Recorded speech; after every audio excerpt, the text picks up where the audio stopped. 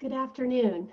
It is now 1 o'clock, and I am pleased to open the second virtual meeting series of the National Research Summit on Care Services and Supports for Persons with Dementia and Their Caregivers.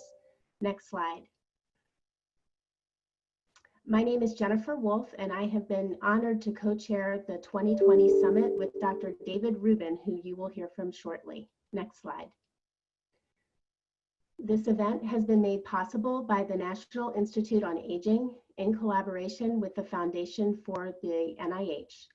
The organizations listed here made generous contributions to this event through the Foundation for the NIH, including the Alzheimer's Association, who is a lead sponsor.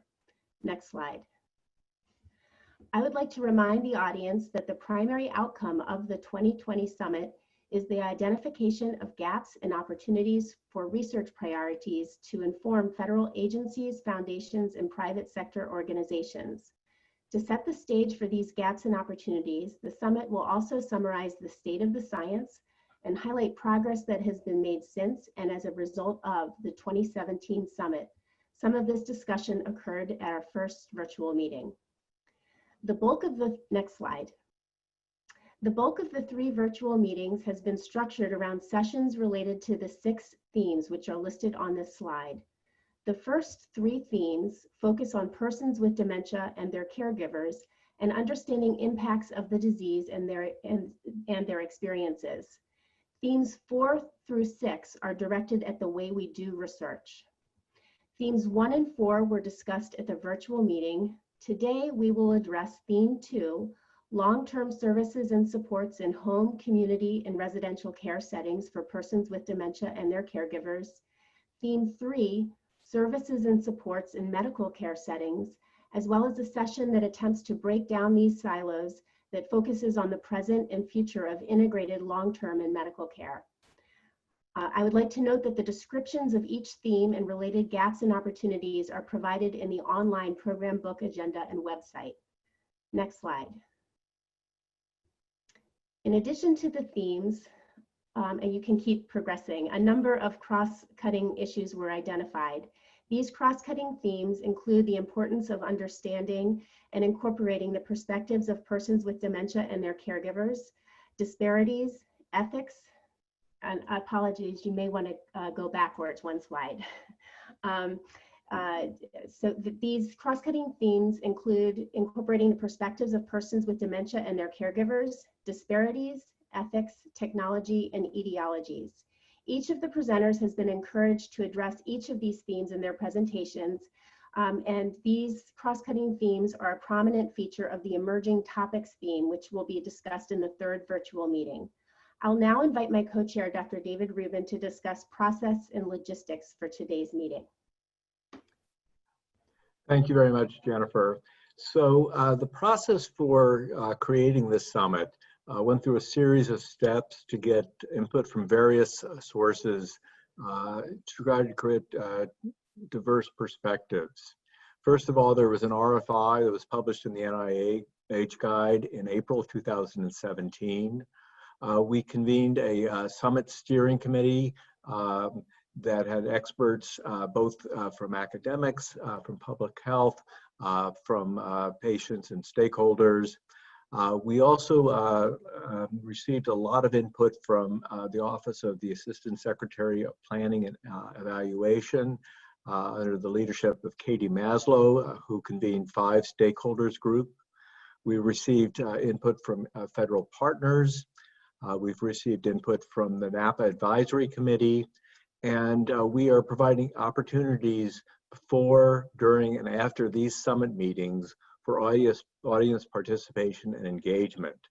I would like to actually thank a couple of people who participated in the first session of the summit, particularly Cynthia Hummel and Lonnie Schickler, who provided perspectives from very important stakeholders. I would also like to thank from NIA, just a terrific staff, Elena Fazio, Chandra Keller, Courtney Wallen, and Jessica Bowden, who have just been superb. I will, next slide, please. There we go. I would also just like to mention that in the interest of time, we are not going to go through lengthy introductions of the speakers. They're all available if you look at the agenda program book, which you can access on the website. But we would like to have everybody participate. There are several ways. During the session, everybody's available to send us a Zoom question and answer. And these will all be read and curated. We are not going to be able to get to every one of them. Time just will not permit, but we will try to get to as many as we can. During or after the session, you can also go to the website and submit questions or modification to draft gaps and opportunities, or even suggest new gaps and opportunities. And these will all be reviewed before a finalized list is generated. And finally, the summit does not end with just having gaps and opportunities that are released. It is really to set up the stage for implementing new research to improve dementia care. So when these are finally released, which will probably be in January of 2021, there will be opportunities to conduct research and to implement the recommendations. Next slide, please. Just to finally sum up, today we're going to cover meeting 2, which will be services, supports in medical care settings for persons with dementia, and theme 2, which is long-term support services and support in home, community, and residential care settings. And finally, we have a bonus of the integration between the 2 themes. Now, some people will notice something a little abnormal is that 3 precedes 2. That was for some logistical issues, but they are very integrated. For both themes and the integration, we will have short research presentations.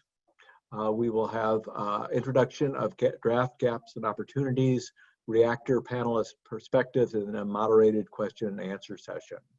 So without further ado, I'm going to introduce Susan Bean and Chris Callahan, who are going to talk about theme 3. Thank you.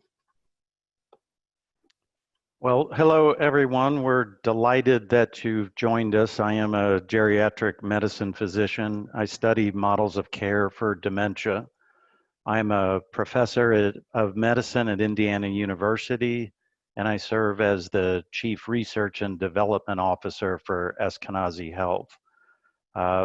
Dr. Bean and I would also like to thank the organizers, particularly Drs. Rubin and Wolf, who've helped us pull all of this together, but also Chandra Kella, Elena Fazio, Courtney Wallen, and Jessica Boughton, who Dr. Rubin mentioned. And I'd also like to thank my co-lead, Dr. Susan Bean, who is now going to introduce herself and launch into our themes. Thank you, Chris. So I am the Executive Medical Director for Health First, a nonprofit, voluntary, hospital-sponsored Medicaid managed care and Medicare Advantage plan in New York City and the surrounding regions. Next slide. In our theme, we include issues related to the organization, financing, and delivery of medical care across the continuum of healthcare settings that serve individuals at risk for and living with dementia, including office and home, urgent care, emergency department, hospital inpatient, post-acute care, including skilled nursing facility and home health care, and hospice. Issues related to the care and provider workforce, payment and financing, and industry will be addressed. Next slide. Now I would like to introduce our speakers. First, we will hear from Joshua Chotish, who is the Michael L. Freeman Professor of Geriatric Research, Department of Medicine, and Professor of Population Health at the NYU Grossman School of Medicine. He will be followed by Cynthia Boyd, who is Professor of Medicine, Epidemiology, and Health Policy and Management at Johns Hopkins University, where she also serves as a geriatrician in a community-based primary care clinic. And finally, we will hear from Norma Coe, who is an associate professor of medical ethics and health policy at the Perelman School of Medicine at the University of Pennsylvania. She is an economist by training and studies how long-term care can be financed. Dr. Chodosh, would you begin? Thank you very much. Can everybody hear me okay? I first want to thank our organizers, Dr. Wolf and Dr. Rubin, the National Institute on Aging, and Dr. Bean and Dr. Callahan for the opportunity to participate in this summit. Can I have the next slide, please?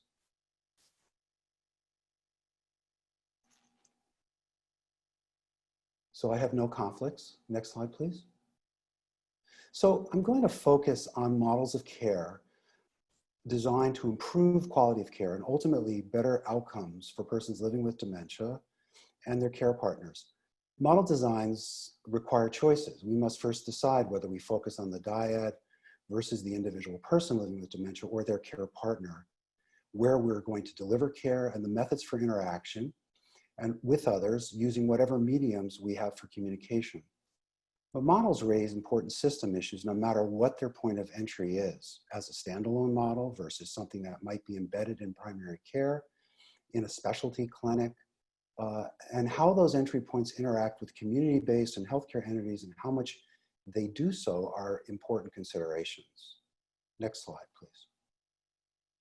Dr. Gitlin has done us a great service with her 2015 review identifying over 200 caregiver interventions that were shown to have efficacy. Benefits or improvements, although were typically small when we think about this in terms of the quantities that we usually measure. But I think these likely represent real impact, as it is very difficult to move the psychosocial needle, if you will, with a given intervention. Dementia care models have important commonalities driven by the progressive loss of personal agency and the need for help from others who may welcome that opportunity to give back, but might also be less willing. And dementia, as you will hear from others, also presents enormous challenges for healthcare and for its costs. Next slide. So there have been many models, but without much spread. And this should come as no surprise, given that in general, incorporating evidence into practice comes hard. In this case, sustainability should not necessarily be a reflection of a model's value. This is hard work and often relies on champions to see it through and to enable a model to grow. And a number of structural and cultural factors, as well as competing priorities, are always at play and are listed here in this slide in the table that you'll see here. Next slide, please. So most models are quite comprehensive as those that are listed here and typically focus on both the care recipient and the care partner, otherwise known as the dyad. Although there are important community-based models, there are increasing efforts, I think, to find ways to embed these models within the healthcare system, as we might strive for in our NIA-supported Pragmatic Trials initiative, even though these are typically external to primary care. Intervention programs are happening at academic institutions, as noted here, which for me raises an important question about the feasibility of this at non-academic medical centers. Next slide, please. So what are the common features? There is almost always some aspect of psychosocial care, of course, with or without medical care. The work is usually driven by first identifying problems, and there is a broad mix of non-professional and professional providers who provide counseling, knowledge, medical care, which is often focused on medications, often deprescribing, and planning. And testing of pragmatic or healthcare embedded models are still few in number, of course, depending on how you might define that. Next slide, please. Some models have focused on care transitions with attention to many of the same problems. And this might be seen as a point of entry, a more comfortable way, if you will, to engage a dyad with need that feels less stigmatized, typical for all who are discharged from the hospital, for example. But dyads who are already engaged in a dementia care program, having a different point of entry, likely have the same opportunities for care when those same transitions occur. Next slide, please. So I've purposely not given you a number of outcomes that support greater or less benefit across different models, because I do remain skeptical of our ability to determine a particular approach as superior, especially when so many of the underlying principles of intervention and care are so similar. And this raises the question of comparative effectiveness studies, and yet effectiveness may be strongly predetermined by what is present at the local level. We can certainly take from these models what seemed best for future designs, and I want to refer you to the wonderful database that's been created by Katie Maslow and David Bass with the URL that's listed at the bottom of this slide, and I think you'll have these slides available to you after this talk. And this is an active database of, I believe, over 40 programs and likely still growing. Next slide, please. One of the hardest things we do as clinicians is care for persons living with dementia when no care partner is present. This especially pulls back the covers on the deficits of usual care.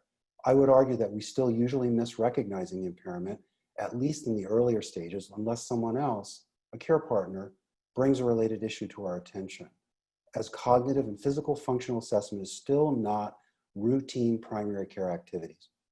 The KAE model, the care model, is a start towards changing this routine with strategies for motivated primary care clinicians.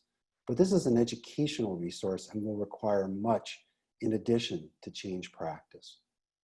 Next slide, please. So you have either seen this slide before, which is the courtesy of Dr. Rubin, or you'll see it again later. The level of risk, which is shown on the left, associated with inpatient use, which is inside the triangle, needs to match the level of care proactively on the right. The take-home point for me is that from an effectiveness and cost standpoint, we have to individualize the intensity of care, and severity of impairment is likely to best drive that level of intensity.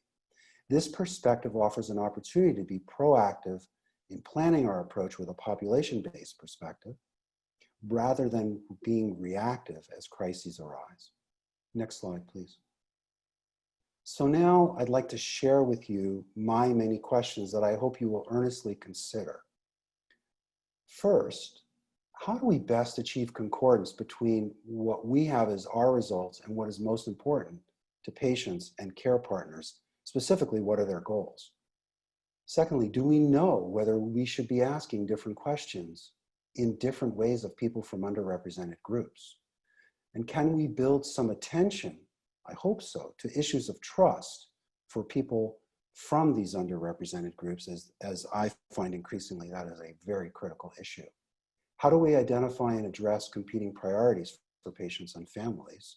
And finally, is there a best strategy for what some have referred to as triadic encounters, being patient, care partner, and provider, together in that same moment of care?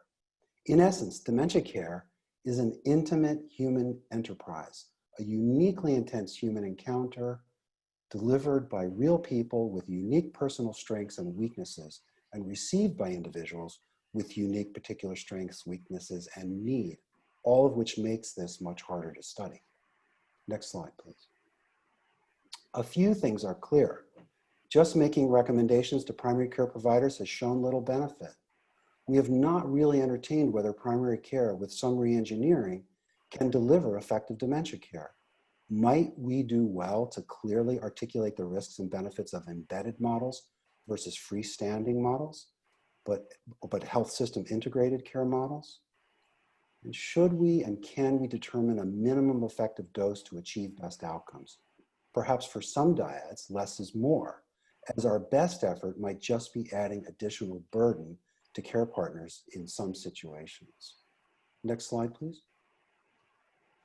By minimum effective dose, I mean all of these things listed here, but by what level of practitioner, the time spent and depth of inquiry, the frequency of care episodes, how we, meaning providers and dyads, prioritize what to do now and what should wait for tomorrow are important aspects of that dose. Next slide, please. Many other questions come to mind. Can we re-engineer primary care? Can we conduct better characterizations for persons living with dementia and their care partners to predict the level and type of need. Can we match type of delivery with recipients and for what issues? Where should we intervene? At what point in the healthcare continuum? And finally, how do our research procedures actually add to further confounding? Meaning, are we introducing strategies, including who we enroll in our studies and how we measure our outcomes, that change the results in ways that are not intended? And with that, I want to thank you for your attention.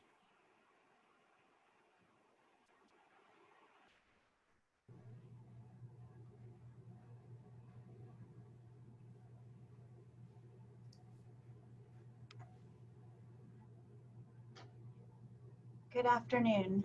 My name is Cynthia Boyd, and I'm both personally and professionally honored to be participating in this summit today for this topic of great importance. I will be talking about care of persons living with dementia who are also living with multiple chronic conditions. Next slide, please. I have no disclosures other than the ones listed there. Thank you. So what do we know? Most people living with dementia also suffer from chronic medical or mental health conditions. It is rare for dementia to exist in isolation from other health conditions. These other conditions may actually explain most excess healthcare costs and utilization observed for people living with dementia. And importantly, when we think about the quality of life, function, and reversible disability for people living with dementia, these conditions actually play a major role. Next slide. So this is a slide that shows one of my patients, and I think it always reminds me about what we want to keep at the center, which is the person that's in front of us. I'm going to walk you through some work that we did a number of years ago that used the best available evidence as written in clinical practice guidelines for individual specific conditions and show what that may mean for someone living with all those conditions. So if we think of a person, a 75-year-old woman with hypertension, osteoporosis, osteoarthritis, or that's the wear and tear kind of arthritis, diabetes, and chronic obstructive pulmonary disease. And we take the clinical practice guidelines to see what would be recommended for this person. On the next slide, you can see the treatment regimen that would result. This regimen shows 12 different medicines in 19 different doses, and there's also a lot of non-pharmacologic things that the patient and often their family would be asked to do, as well as a significant amount of healthcare utilization. And by any measure, this is complicated. Next slide, please.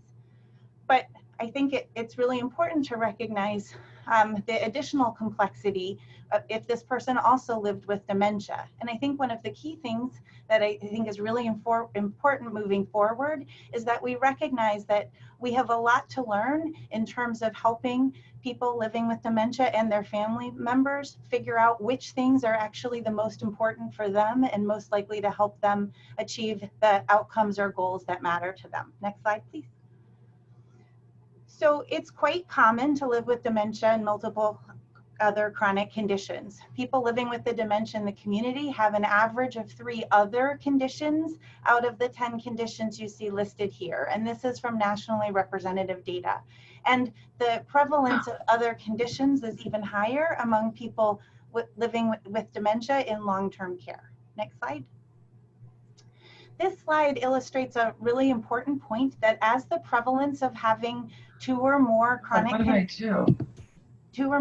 conditions out of including dementia, this increases quite significantly with age, but importantly, the amount of resources that a person has basically shifts by about 10 years how early people experience living with multiple chronic conditions. Next slide, please.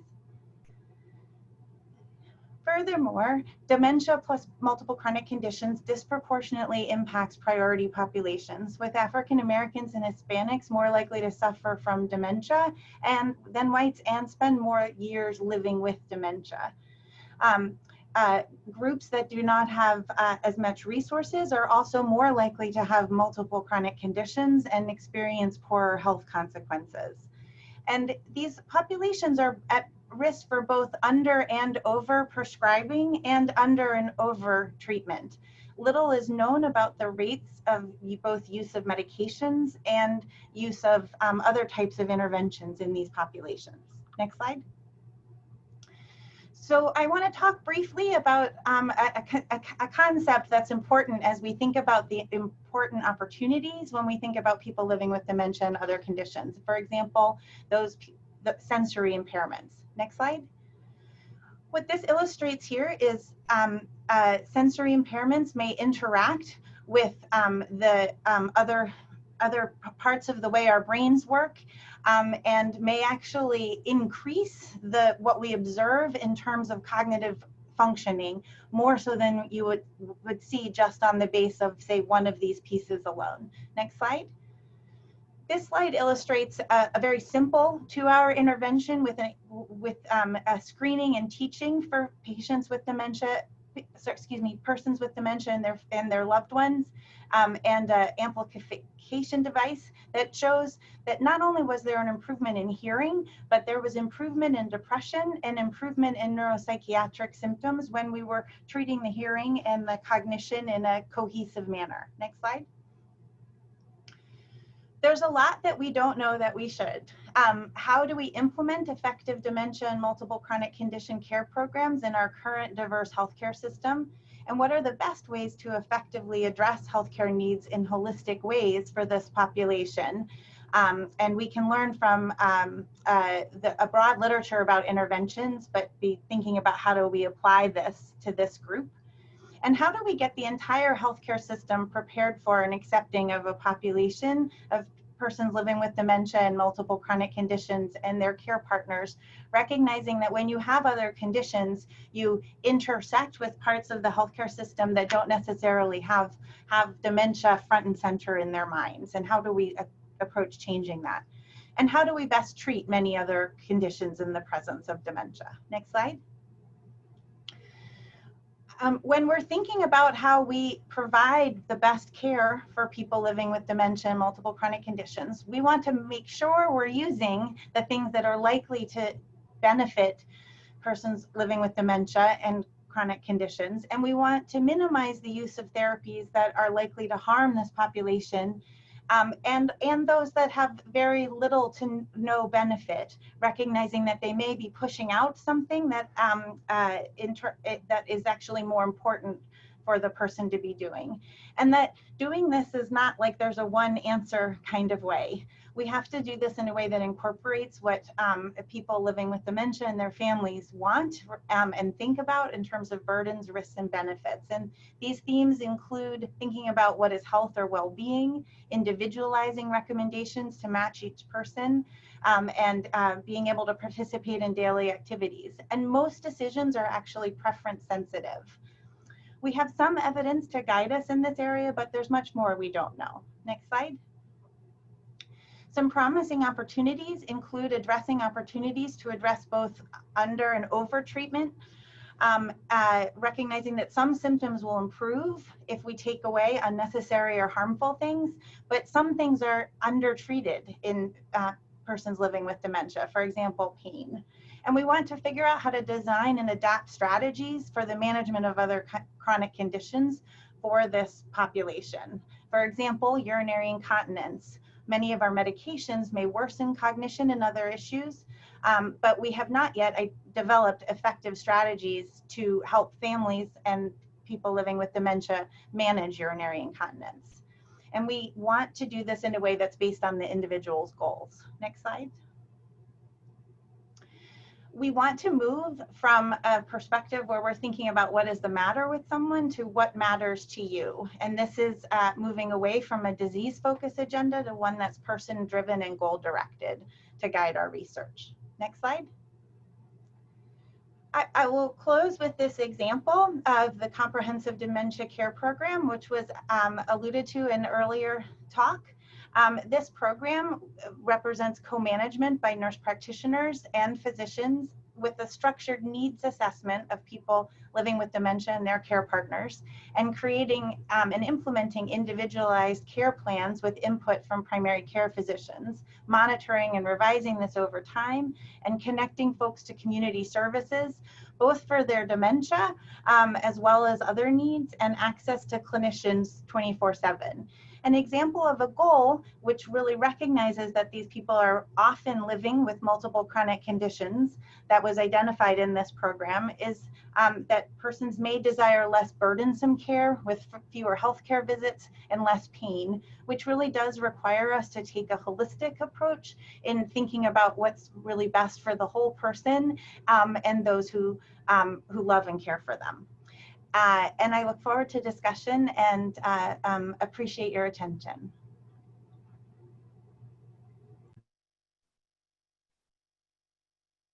All right, I'm Norma Coe, and thank you very much for having me here today. I'm going to talk about the financing of care for the people living with dementia.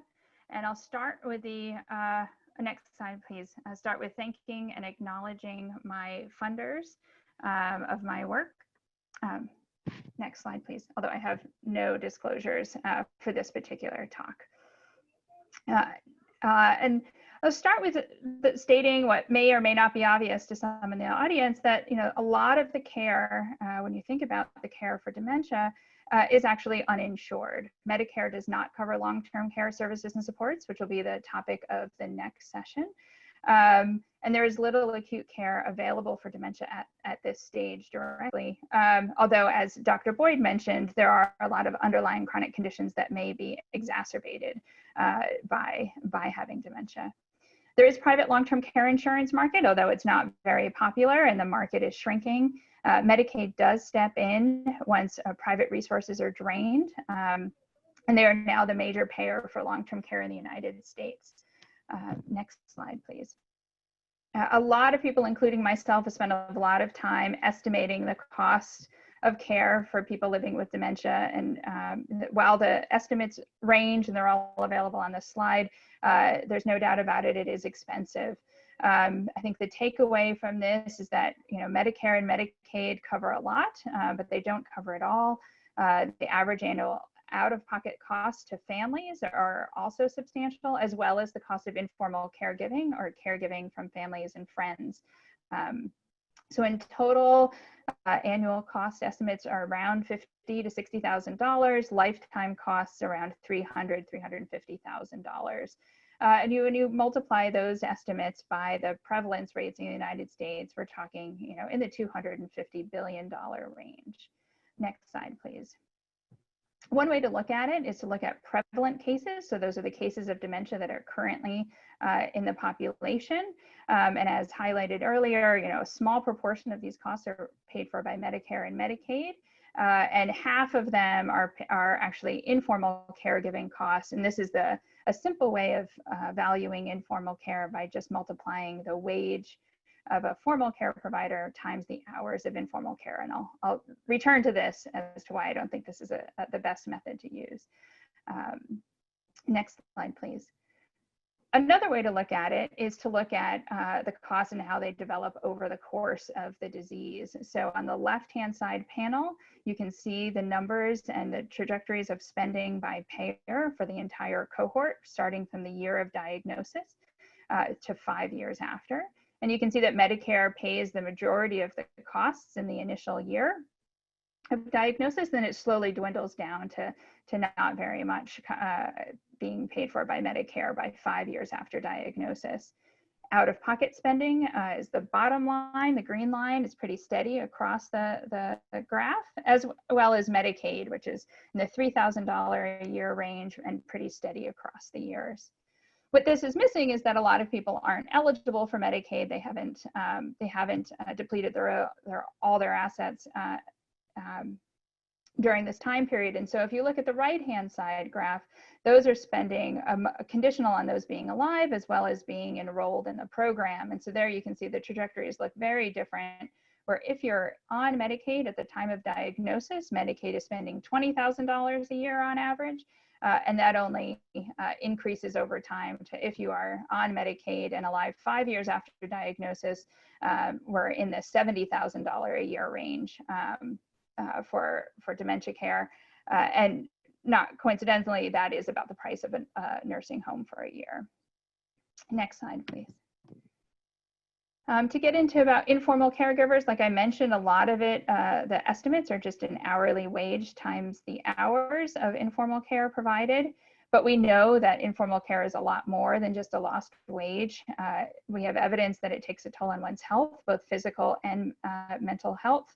There are labor market implications. If you're able to stay in the labor market, you may need more flexibility. There's documented wage stagnation and declines even among those who are able to stay in the labor market. And if you do need to leave the labor market to balance your caregiving responsibilities, it may be a more permanent leave than you expected.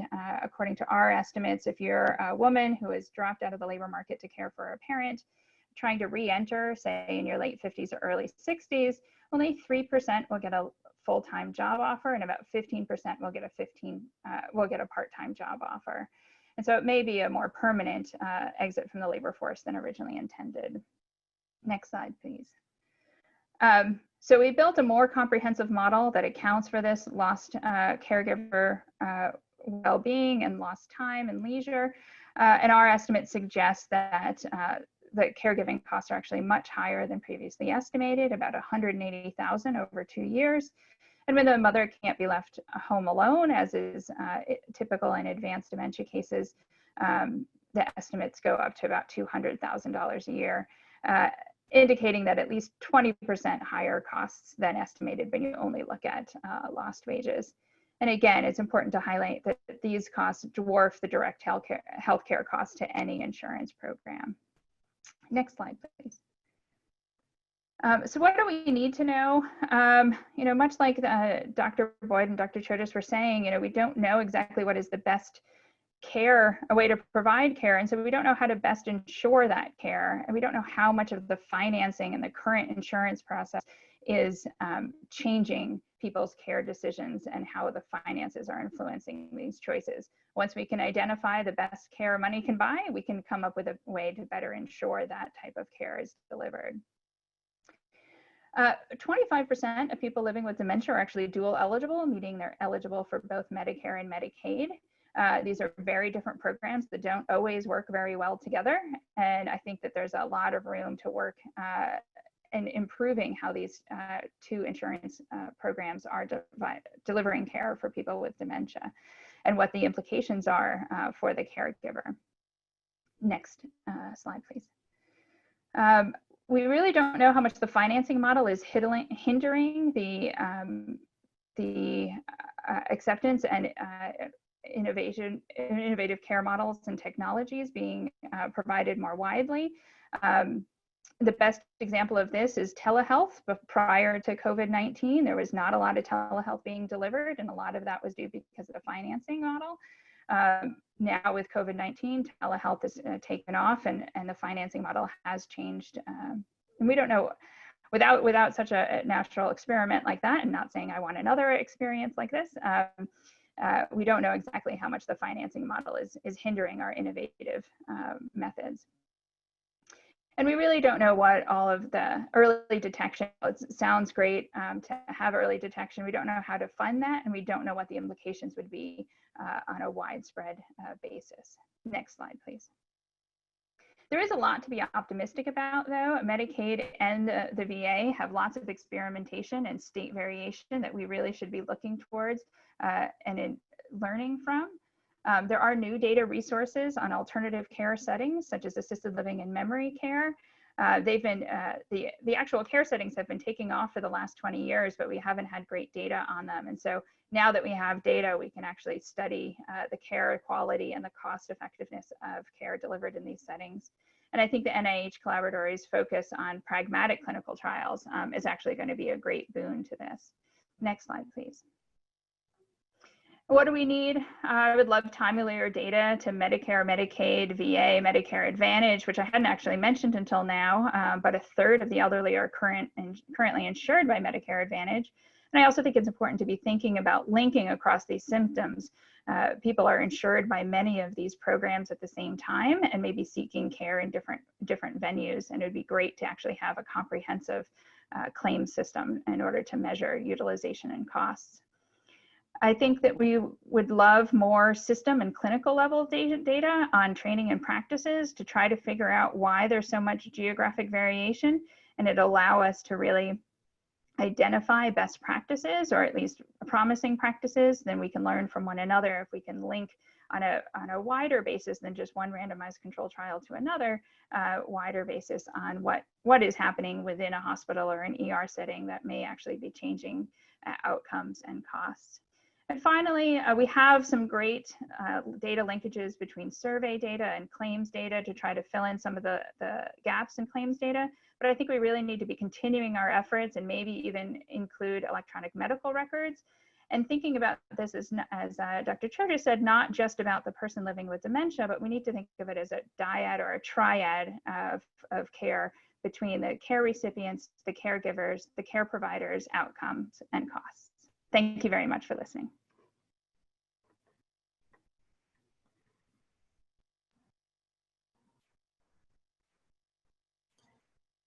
Dr. Callahan and I would like to thank each of you, our speakers, for sharing your expertise and experience with us today. But in addition, we thank you for contributing to the research gaps and opportunities for our theme, which I will now share. Next slide. Opportunity 1 is to evaluate and compare comprehensive models of care and develop new models for subgroups of persons living with dementia that are not effectively served by existing models.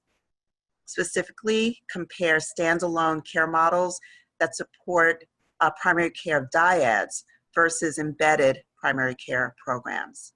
Next.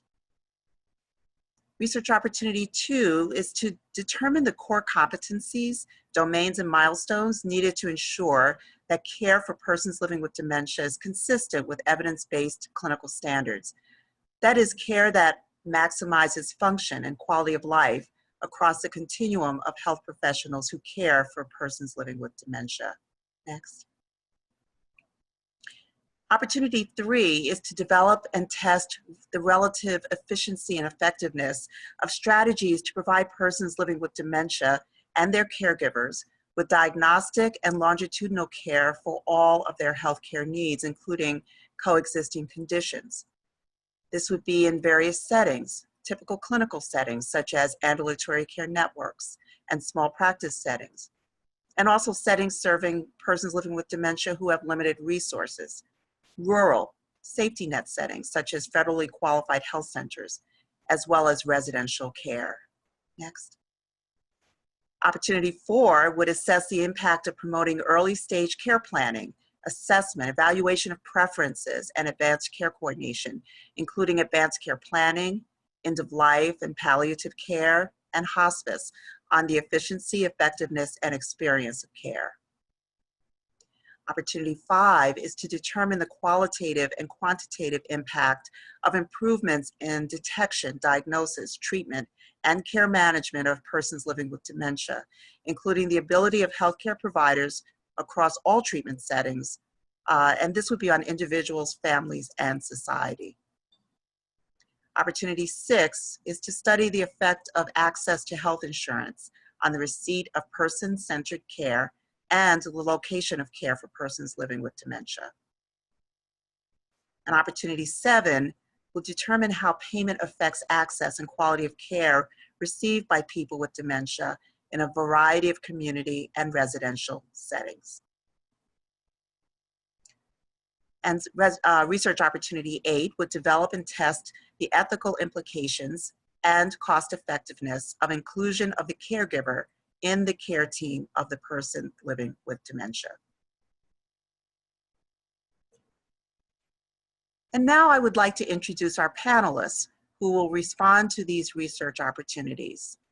First, Sherry Ling, who is a geriatric medicine specialist and a dementia care volunteer at the Department of Veterans Affairs. She is also the Deputy Chief Medical Officer for the Centers for Medicare and Medicaid Services. Followed by George Hanawi, who is Chief of Geriatric Medicine and Director of the Center for Successful Aging at MedStar Good Samaritan Hospital. Arnetta Whitaker is unable to participate in today's virtual session, but we wish to thank her for participation in the planning. Dr. Ling, please begin. Yes, just checking my sound. Are you able to hear me? Yes. Okay, wonderful, thank you. So just by way of context, and really, first of all, thank you for having the fortitude to proceed with this important work at this very challenging time. I know many of you are called in different directions at the same time as are we, as your partners in the federal government. These are excellent gaps that have been identified. And I just want to frame my comments by way of the background important to the agency that I represent.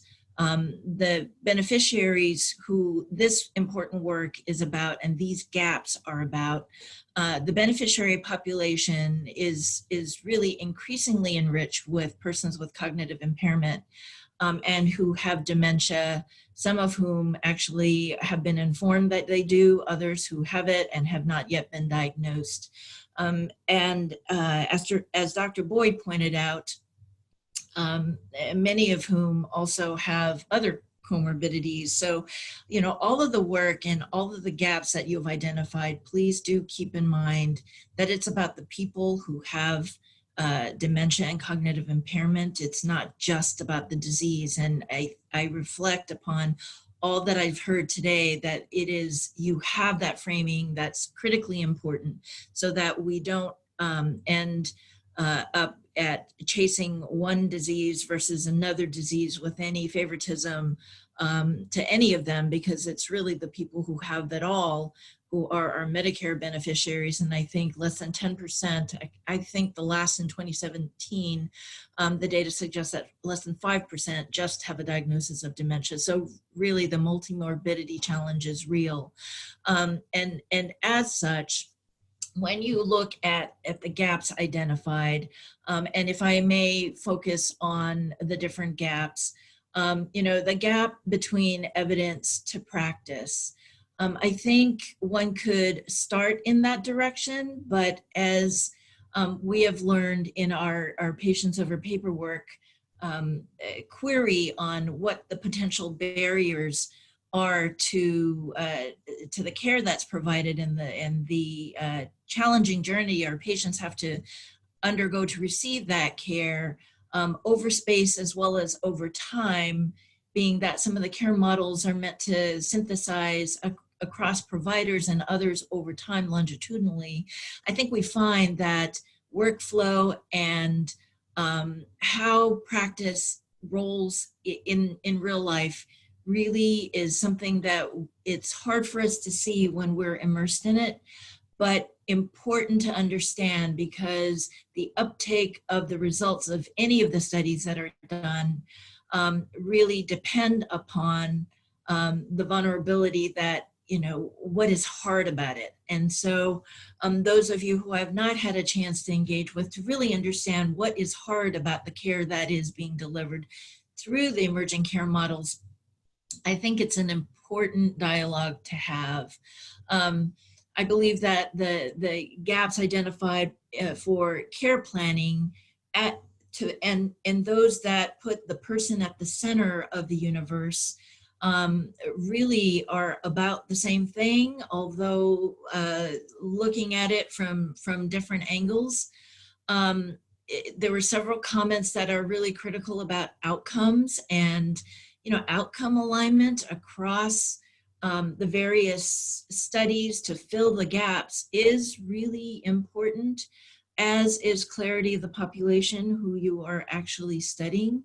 And as was just mentioned, the importance of electronic records as a vehicle of not only documentation, but information collection, and to be able to standardize what we mean by cognitive impairment even, as well as the outcomes, is an important vehicle to really converge research, practice, and also policy.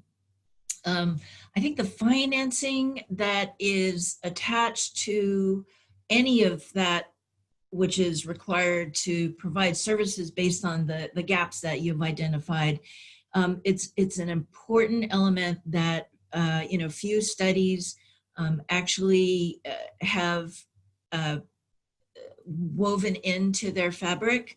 But more than just cost, it is also important to keep in mind that we are still evolving towards value-focused designs and value-focused payments, including alternative payment models to that knit together healthcare providers across time and space, and optimally that really focus on those outcomes that are meaningful, and also those measures of quality that inform value, that we have the policy opportunity and program opportunity to really help to drive. So with that, I will end my comments and turn it back to you. Thank you. Thank you, Dr. Lee.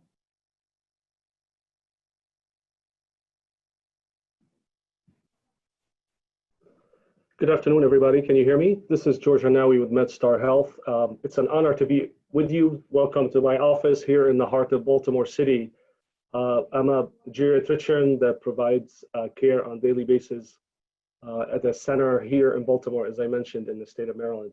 I'm in full agreement with all the gaps that were identified and the opportunities, but I want to stress the first few that were mentioned by Dr. Bean. I truly believe we need to consider studying a model of care that is embedded in primary care, where dementia becomes more of a specialty in primary care rather than an outside influence of how primary care docs should do their jobs or not. And I will mention to you several reasons why I'm suggesting that. Some of it is related to my background, and some of it is related to what I have experienced on a regular basis. I have practiced primary care in a rural area and in the urban areas also, and it's been a big challenge to care for a person living with dementia due to lack of time, lack of resources, lack of support, inability to manage transitions of care, inability to do the proper advanced care planning at the right time. I think all of those things are difficult to achieve in a usual primary care setting. And we need to change that. Trying to influence and care coordinate for primary care is a challenge. And I want to mention some of the reasons why we need to move in that different direction. Some of it is related to what Dr. Boyd mentioned. When you manage dementia and you don't connect it with the diabetes and the blood pressure and the management of the other illnesses, I think we're missing the point, because we can advise a person living with a cognitive impairment at the early stages of executive dysfunction to use their insulin many times. If they don't have the capability of understanding and comprehending that, it's going to be very difficult to manage their chronic illness, which will lead to hospitalization. In my mind, the hospitalization is one of the most detrimental situations for a person living with dementia.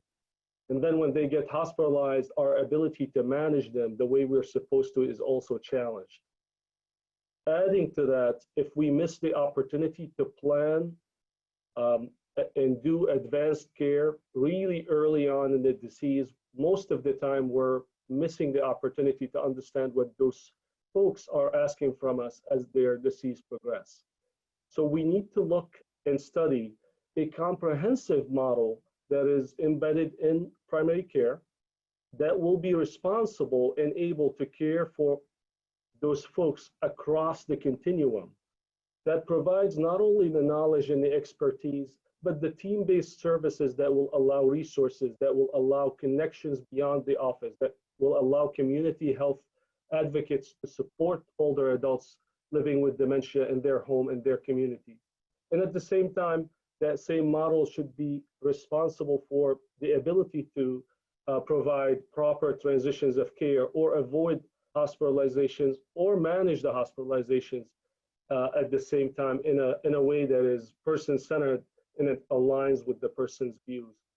And if they do end up in a long-term care or subacute setting, that same team should be able to take care of them. I believe if we study a model like that from a person-centered perspective, and I believe if we study the finances that come with it, especially when it comes to person-centered advanced care planning, I think we might be heading somewhere in the care of older adults living with dementia. And I suggest that we look at that deeply and make sure that the dementia care does not exclude the management of chronic diseases, the management of transitions of care, and management, most importantly, of the dyad of the caregivers in the same setting rather than branching it out to a different environment. At that, I would leave 41 more seconds for the other panelists or the speakers to comment, and I appreciate the opportunity to be here with you. Thank you. Thank you, Dr. Hanawi, and also thanks to Dr. Ling for those comments. As you're probably seeing on your screen, we're going to bring the whole group back for a question and answer session. I'm going to pose the first question to Dr. Ling, and then we will be opening it up after that. I want to remind everyone that's submitting questions that although we could probably go on for 2 or 3 hours, we only have 10 or 15 minutes. So we will be moving to the next theme on time. So we had some questions submitted early, and for Dr. Ling, what are your suggestions to improve the replicability of these dementia care studies across settings? You spoke of this a little bit in your comments, and maybe you have some more suggestions for us. Yeah, so I think having clarity on the outcomes and having a core set of outcomes that we have confidence are meaningful to measure in the people who are receive the services in the context of the care model, whether it is the patient or their care partner, or probably both. I think that is enormously helpful. I believe there's also, if there is clarity on some additional elements of a study, and these might be details that would seem to be just nice to have details, but such as who actually provides the service. Although, scientifically one might ask oneself, well, what would it matter if it's, if it's actually the physician providing the service, or if it's a physician extender, or perhaps someone who is not the assigned professional responsible for the care service delivery. When it comes to the ability to pay for said treatment or service, it is easier to be able to pay those professionals who are certified Medicare providers, as opposed to the gradations that deviate from that official and approved person or entity that service could be provided for. The other is, and this is something that we have really struggled with, how to even define cognitive function. And, everyone has their favorite tool.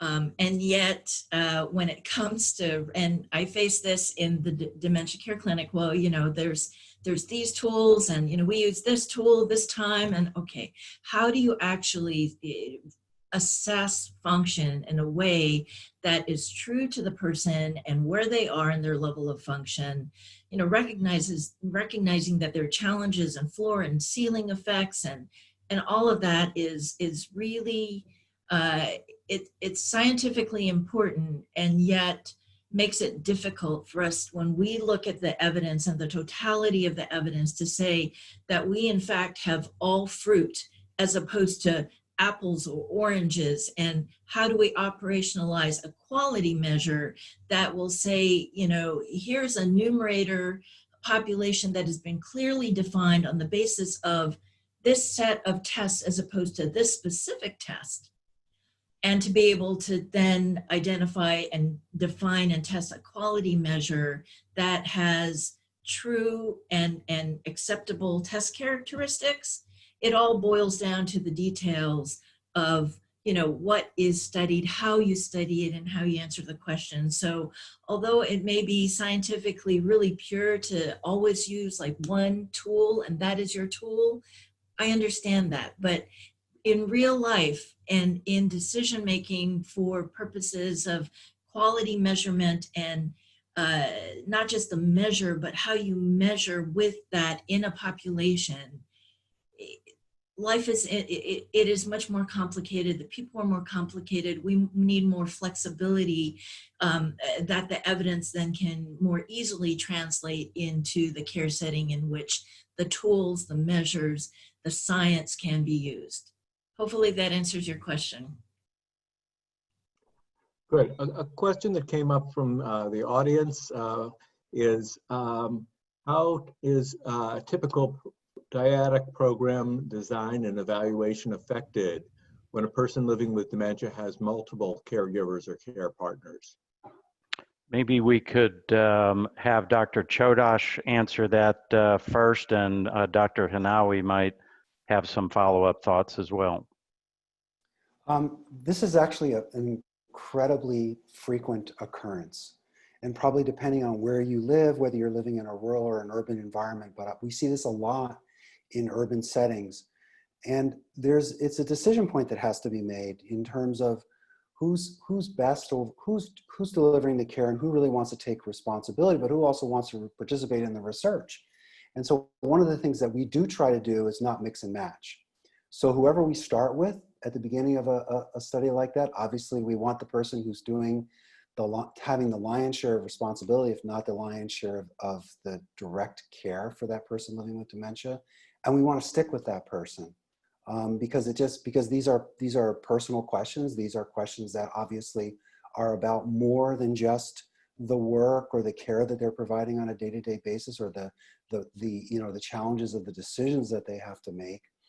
But yet we do see many situations where maybe there's 2 or 3 children. I would hope actually 2 or 3 children who are sharing in the support of that parent.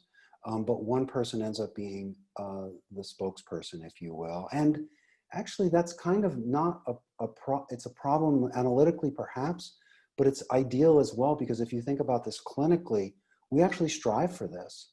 When you walk in a room and you've got 5 family members, you want a spokesperson, and you want that spokesperson to be the same person. So in some ways, we may actually be reflecting more than that person's experience. We may be reflecting the conglomerate of collected experiences across those family members, if they are really talking to one another, which we hope they're doing. So it is a challenge, and we muddle through, but I'm not convinced that we're getting terribly messy data by having one person who's answering questions over time, but there are multiple people actually delivering care. Dr. Hanawi, did you want to weigh in at all? Just quick, and I hope I got the question right, but I just want to say in the practice here, the first thing we try to identify through our social work team is that responsible person that we're talking about, whether it's the healthcare agent or the power of attorney or the spokesperson, for multiple reasons. As you all know, at the beginning, when a person living with dementia is identified, we still can assess their capacity to decide on who can make decisions for them. And most of the time, that person tends to be the person closest to them that is caring for them.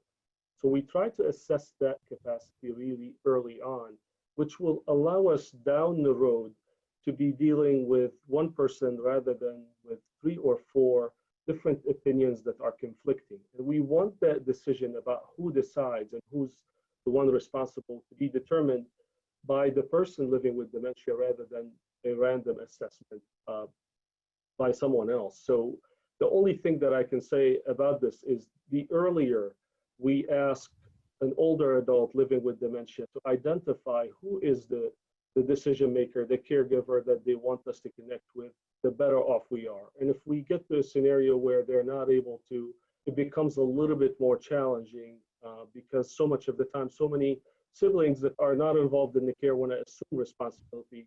And it's important that we recognize that and try to figure out who is it that we're dealing with. Thank you. So the next question, I'm going to paraphrase and summarize a couple of questions, have to do with eligibility for dementia care services and benefits. And in this kind of ironic situation, being duly insured Medicare and Medicaid is kind of like having a gold card. And the question is, for the people who don't have this kind of coverage or aren't a part of the VA, what about the gaps? Let's have Dr. Ko talk about that first, and then maybe Dr. Ling would like to jump in. Sure, thank you. So, so it's true, you know, you can, if you have resources that are not insufficient to cover your care, you can get both Medicare and Medicaid. I'm not sure I would call that a gold card, though. I'm sure most people in that situation would rather have more money. But it is true that Medicaid does help to wrap around some of the holes that are in Medicare. There isn't a specific like dementia package that makes you eligible for. It just gives you a different insurance program that then will allow you to have more coverage paid for by someone else than in your than just relying on yourself and your family. Thanks. Dr. Ling? Yeah, so I think this is where one of the most important gaps to be able to traverse. So here you have care needs that would be, you know, met by way of services if you were a Medicaid beneficiary, and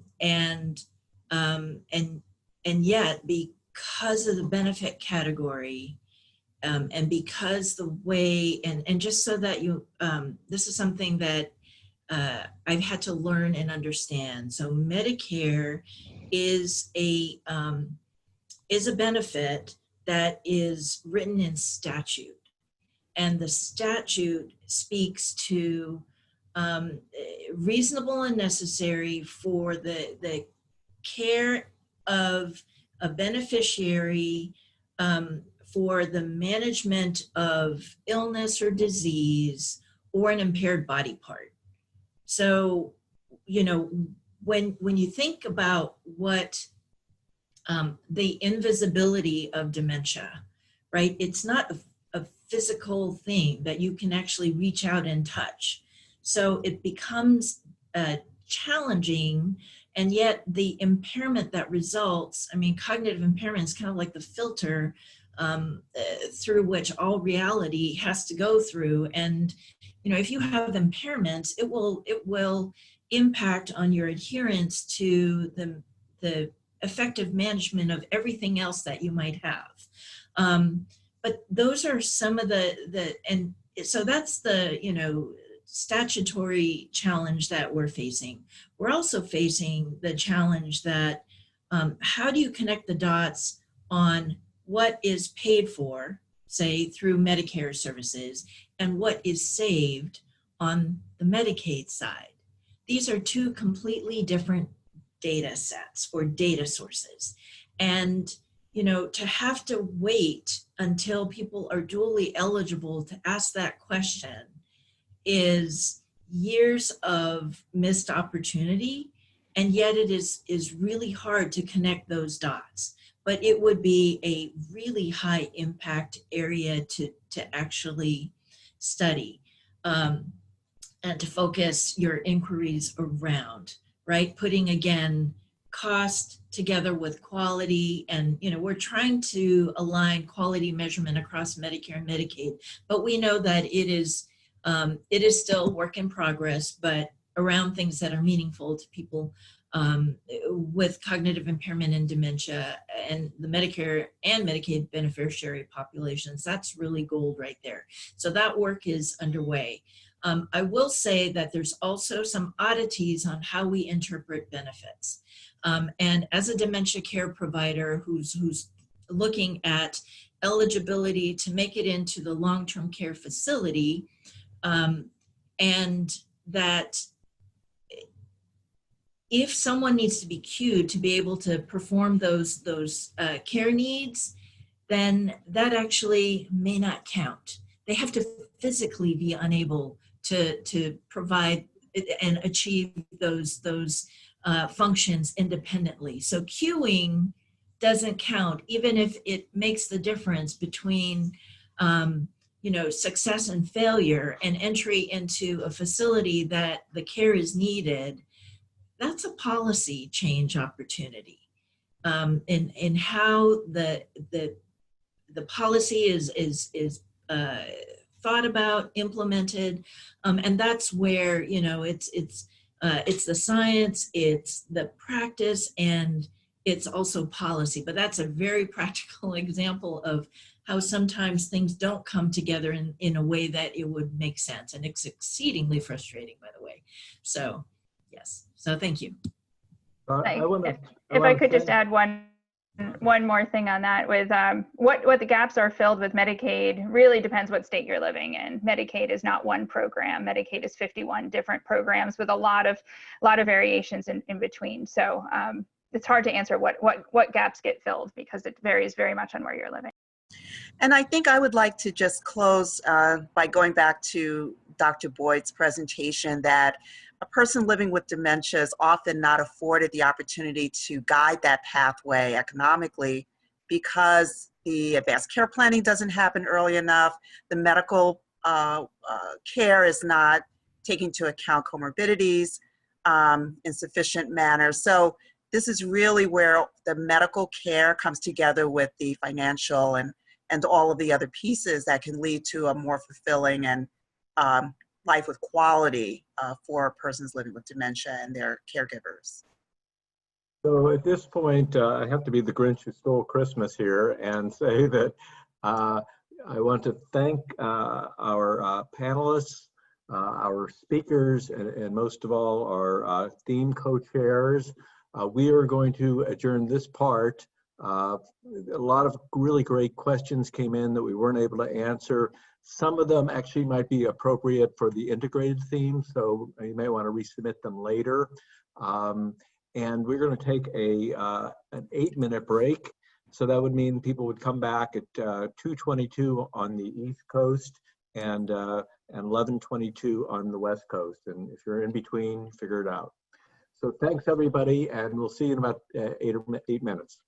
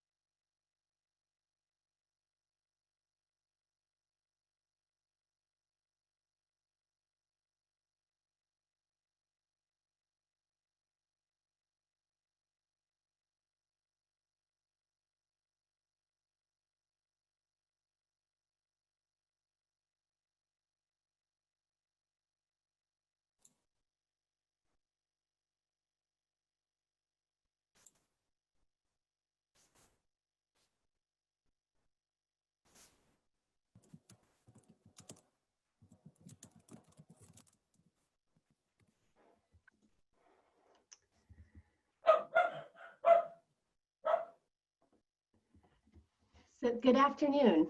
It is now 2:22, and I would like to welcome everyone back to the second virtual meeting series of the National Research Summit on Care Services and Supports for Persons with Dementia and Their Caregivers. In this next session, we will be hearing about long-term services and supports in home, community, and residential care settings for persons with dementia and their caregivers.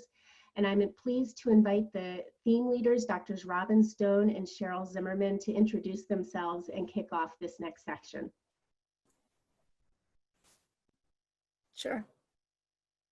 Hi, I'm Robin Stone. I am excited and enthusiastically looking forward to this next session focused on LTSS. And we could see from the previous session that there is a connection between the two.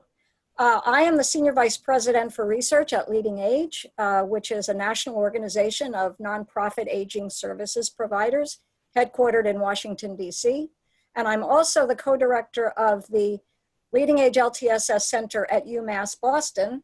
My office in Washington, D.C. works together with Mark Cohen and a group of researchers at UMass Boston's Gerontology Institute focused specifically on LTSS issues.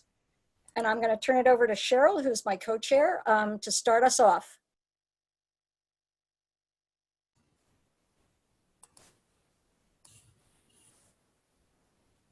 I'm trying to get my video started.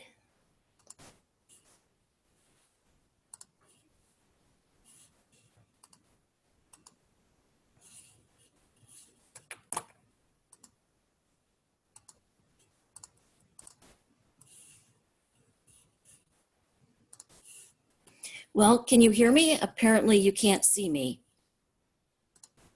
Yes, we can hear you. Oh, now we can hear you. Oh, there you are. We see you now. Thank you. I apologize for that slight technical glitch. Hi, I am Cheryl Zimmerman. I am a professor at the University of North Carolina at Chapel Hill, and I co-direct the program on aging, disability, and long-term care at the Cecil G. Shep Center for Health Services Research. And like Robin, very pleased to be with you all and to have a role in helping to inform future research on supports for persons with dementia and their caregivers. If we go to the next slide. What we are going to be talking about today is long-term services and supports in home, community, and residential care settings for persons with dementia and their caregivers. This includes issues related to the organization, financing, and delivery of long-term services and supports in the home and community, and in residential settings such as assisted living and nursing homes. Before we begin, I can't help but mention an important point of context, namely that long-term care has become especially consequential in the time of COVID, given the excessive mortality rate of long-term residents and the vulnerability of residents with dementia. And unfortunately, COVID has laid bare the underbelly of long-term care, highlighting the need for better organized care, quality care, and an available and capable workforce. And in terms of that workforce, the majority are people of color who themselves are at higher risk of poor outcomes from COVID. They're underpaid and they lack opportunities for advancement. So for these and the many other reasons you're about to hear, the topic of long-term services and supports is now more important than ever. And of course, it incorporates many of the medical care issues that were just discussed in theme 3. We'll begin our presentation with presentations by national experts, discuss research gaps and opportunities, hear the perspectives of key stakeholder panelists, and then have question and answers. So please do be submitting your questions throughout the presentation so that we'll have a chance to address them toward the end. Next slide. What we will do is we will first discuss care itself with a presentation entitled Evidence-Based Person-Centered Practices for Persons Living with Dementia and Their Caregivers, What Do We Know, Where To Next?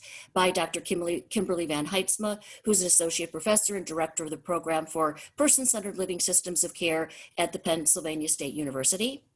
We'll then talk about the workforce that provides that care to understand the long-term care workforce in a new way, which will be presented by Dr. Joanne Spetz, who's professor and director of the UCSF Health Workforce Research Center on long-term care. And we'll close the presentations by hearing how all of this fits together in the context of organization and financing of long-term care services and supports for persons living with dementia, which will be presented by Dr. David Stevenson, professor of health policy at Vanderbilt University School of Medicine. So on that note, I am very pleased to present Dr. Kimberly Van Heidsma to talk about evidence-based person-centered practices. Thank you, Cheryl. Good afternoon, everyone. I'm very grateful for the opportunity to present here today. Next slide, please. Next slide, please. I have no conflict of interest to report and wish to acknowledge the current funders of my grant work. Next slide, please. So I'm going to start off by providing a very high-level overview of what we know in regard to evidence-based person-centered approaches to care. And then I'll draw attention to a few elements of what is missing in our knowledge base and conclude with a proposal of some promising opportunities that we could consider to move forward in building the science behind person-centered approaches. Next slide, please. The recently released National Academies of Science, Engineering, and Medicine decadal reports reviewed over 5 decades of the state of the science regarding promising evidence-based approaches for persons living with dementia. In this review, authors note that a host of non-pharmacologic interventions have demonstrated some encouraging pictures of impacts on clinical outcomes, such as those you see listed on the right-hand side of this slide. For the person living with dementia, these approaches seek to address symptoms in primarily the 3 domains on the left-hand side of the slide: cognitive decline, functional decline, and behavioral expressions of distress. And within each of these domains, you can see just some small examples of specific intervention approaches that have been identified thus far, including such approaches as cognitive stimulation, function-focused care approaches, and tailored activities. Overall, this large body of research has demonstrated the strong potential for a wide variety of non-pharmacologic interventions to effectively treat, manage, or even prevent some of the negative outcomes related to living with dementia. Next slide, please. A similar picture emerges when we consider the even larger body of work focusing on outcomes related to care partners. To date, we know that there is demonstrated efficacy or effectiveness for over 200 multi-component family care partner supportive approaches and programs. These approaches have demonstrated at least a mild to moderate effect on care partner outcomes such as well-being, communication, decreased burden, and distress. Some examples of these promising approaches include psychoeducation, social support, respite, and many others.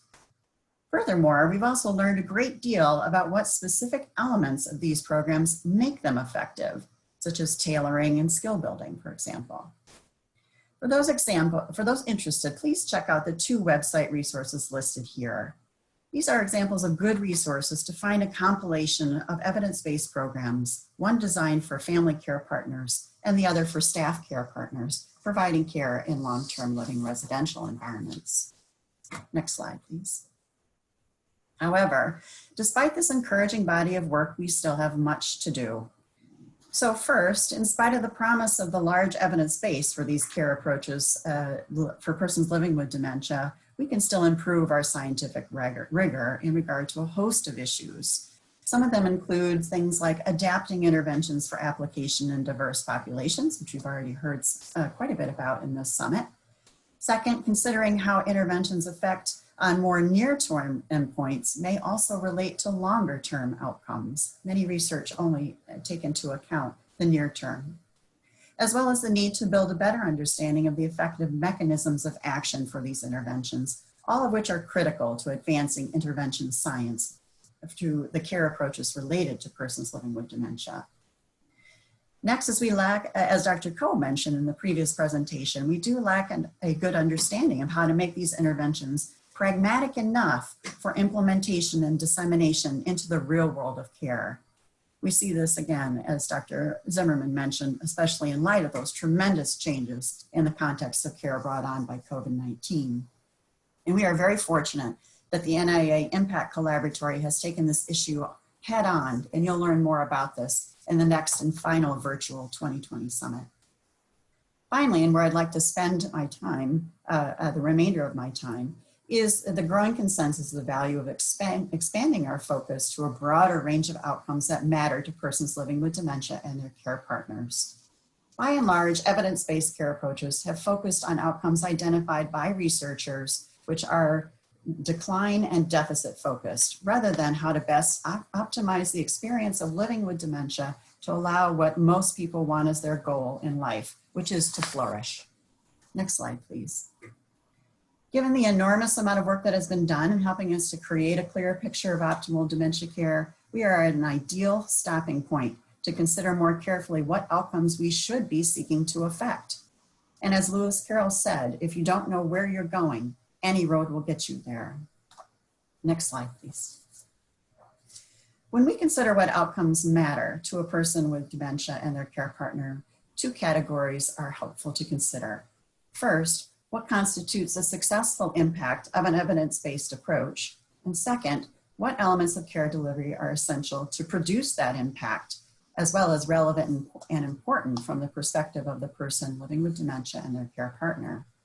Honoring what matters most to the individual living with dementia is critical in guiding the development of person-centered approaches, how we measure their impact, but we have only begun to enhance our understanding in this regard. Next slide, please. To accomplish this goal of considering a broader range of both types of outcomes that matter to persons with dementia, we need good models or frameworks to guide and lend rigor to our thinking. Many models do exist, but for illustrative purposes, I ask you to consider the utility of the Good Life model. Originally, this was developed by Lawton and was recently adapted by Gitlin and Hodgson, and it seeks to guide thinking around assessment, care delivery, and outcomes of dementia care. This model maintains that to provide the best support to persons living with dementia, we must consider at least 4 interrelated quadrants of life: psychological well-being, behavioral competence, perceived valuation of life, and the objective environment. This model allows us to systematically identify the categories and range of outcomes that may be relevant to the lived experience of people living with dementia. For example, in each circle domain, you can see some of the outcomes that have been reported by persons living with dementia in several qualitative studies to date.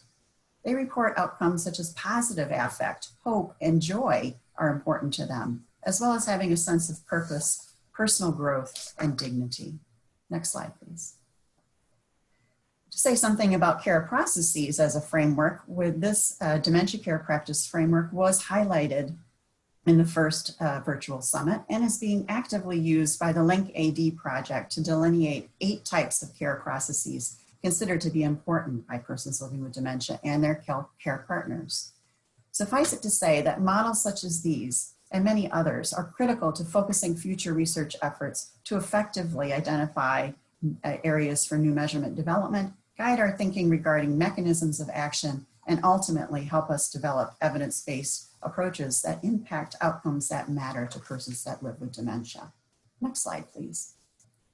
Finally, I ask you to consider some examples of emerging measures that fit the criteria of capturing impactful intervention outcomes, as well as essential processes of care. In regard to self-report measures, a recent review of emerging positive psychology outcome measures by Stoner and colleagues included a wide variety of nascent outcome measures based on positive constructs such as identity and hope. And in regard to observational measures, work is emerging that considering the utility of the construct of affect balance. Originally developed by Bonhoeffer, this construct suggests that our focus be on the balance or ratio between positive and negative experiences by the person receiving care. This is particularly attractive in the context of dementia, where completely eliminating negative aspects of living with the disease may in fact not be possible. Work by Kolonowski, Meeks, and others has demonstrated that an achievable positive outcome for care may indeed be to experience a high ratio of positive to negative emotions and behaviors over time. And finally, as we consider approaches to measuring care processes, we consider a process-based outcome such as preference congruence. Preference congruence is a pragmatic measure that assesses how well care processes are aligned with the important preferences of everyday care expressed by the person with dementia.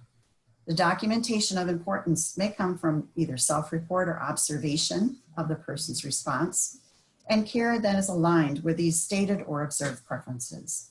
My colleagues and I have begun to test this process-based preference measure and it has shown some promising feasibility within long-term care communities to facilitate the delivery of care that is truly person-centered. Next slide, please. In conclusion, the body of evidence-based person-centered dementia care practices has been growing tremendously, though there is still much we need to learn. In particular, it is critical that we prioritize the development of both process and impact outcome measures that matter to the person living with dementia and their care partners to ensure a holistic array of evidence-based intervention approaches that will create a unified approach to good dementia care going forward. Thank you very much for your kind attention.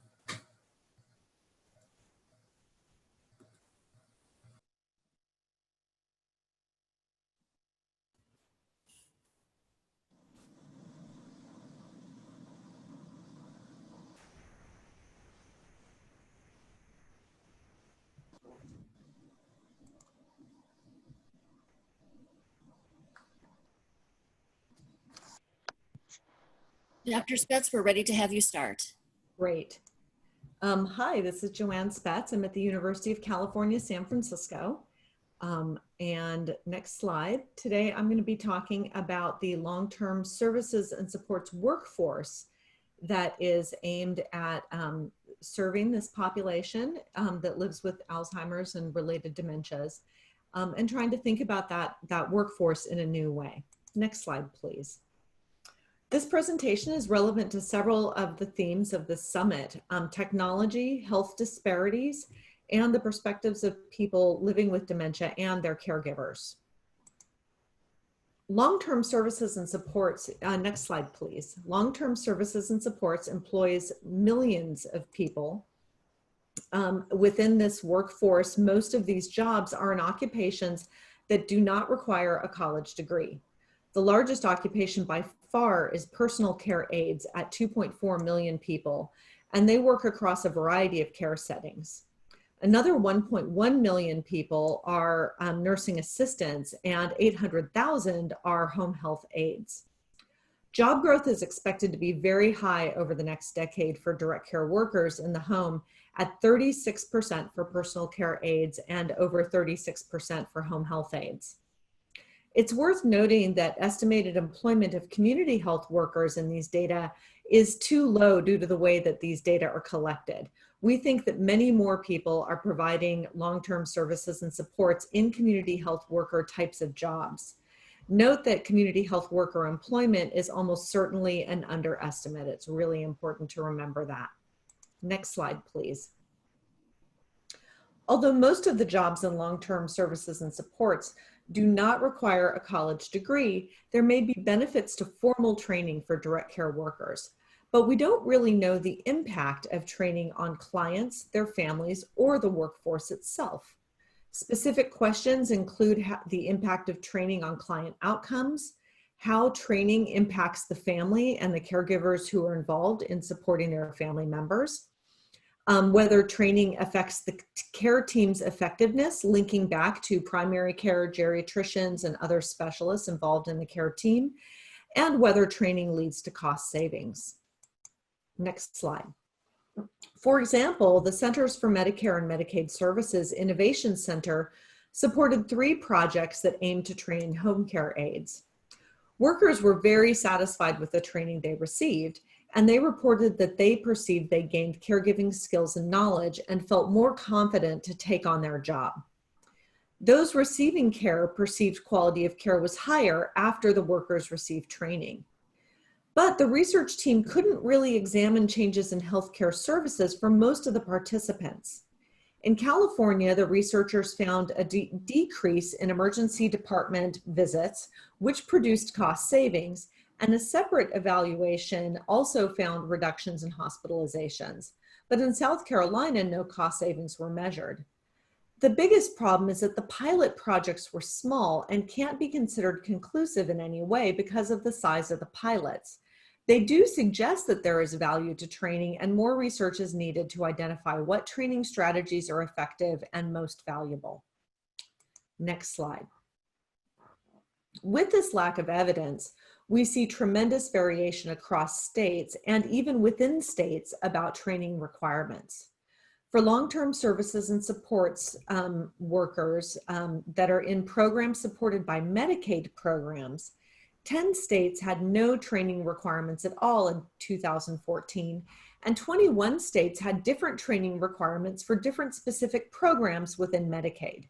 So there might have been one program for Medicaid programs for younger people with disabilities and different training requirements for older beneficiaries with disabilities. There's been no research on whether these differences in training requirements lead to differences in outcomes for people living with dementia or people receiving long-term services and supports in general. The Centers for Medicare and Medicaid Services has developed core competencies for home health aides, but again, there's been no evaluation or science to determine which competencies are the most essential. Next slide.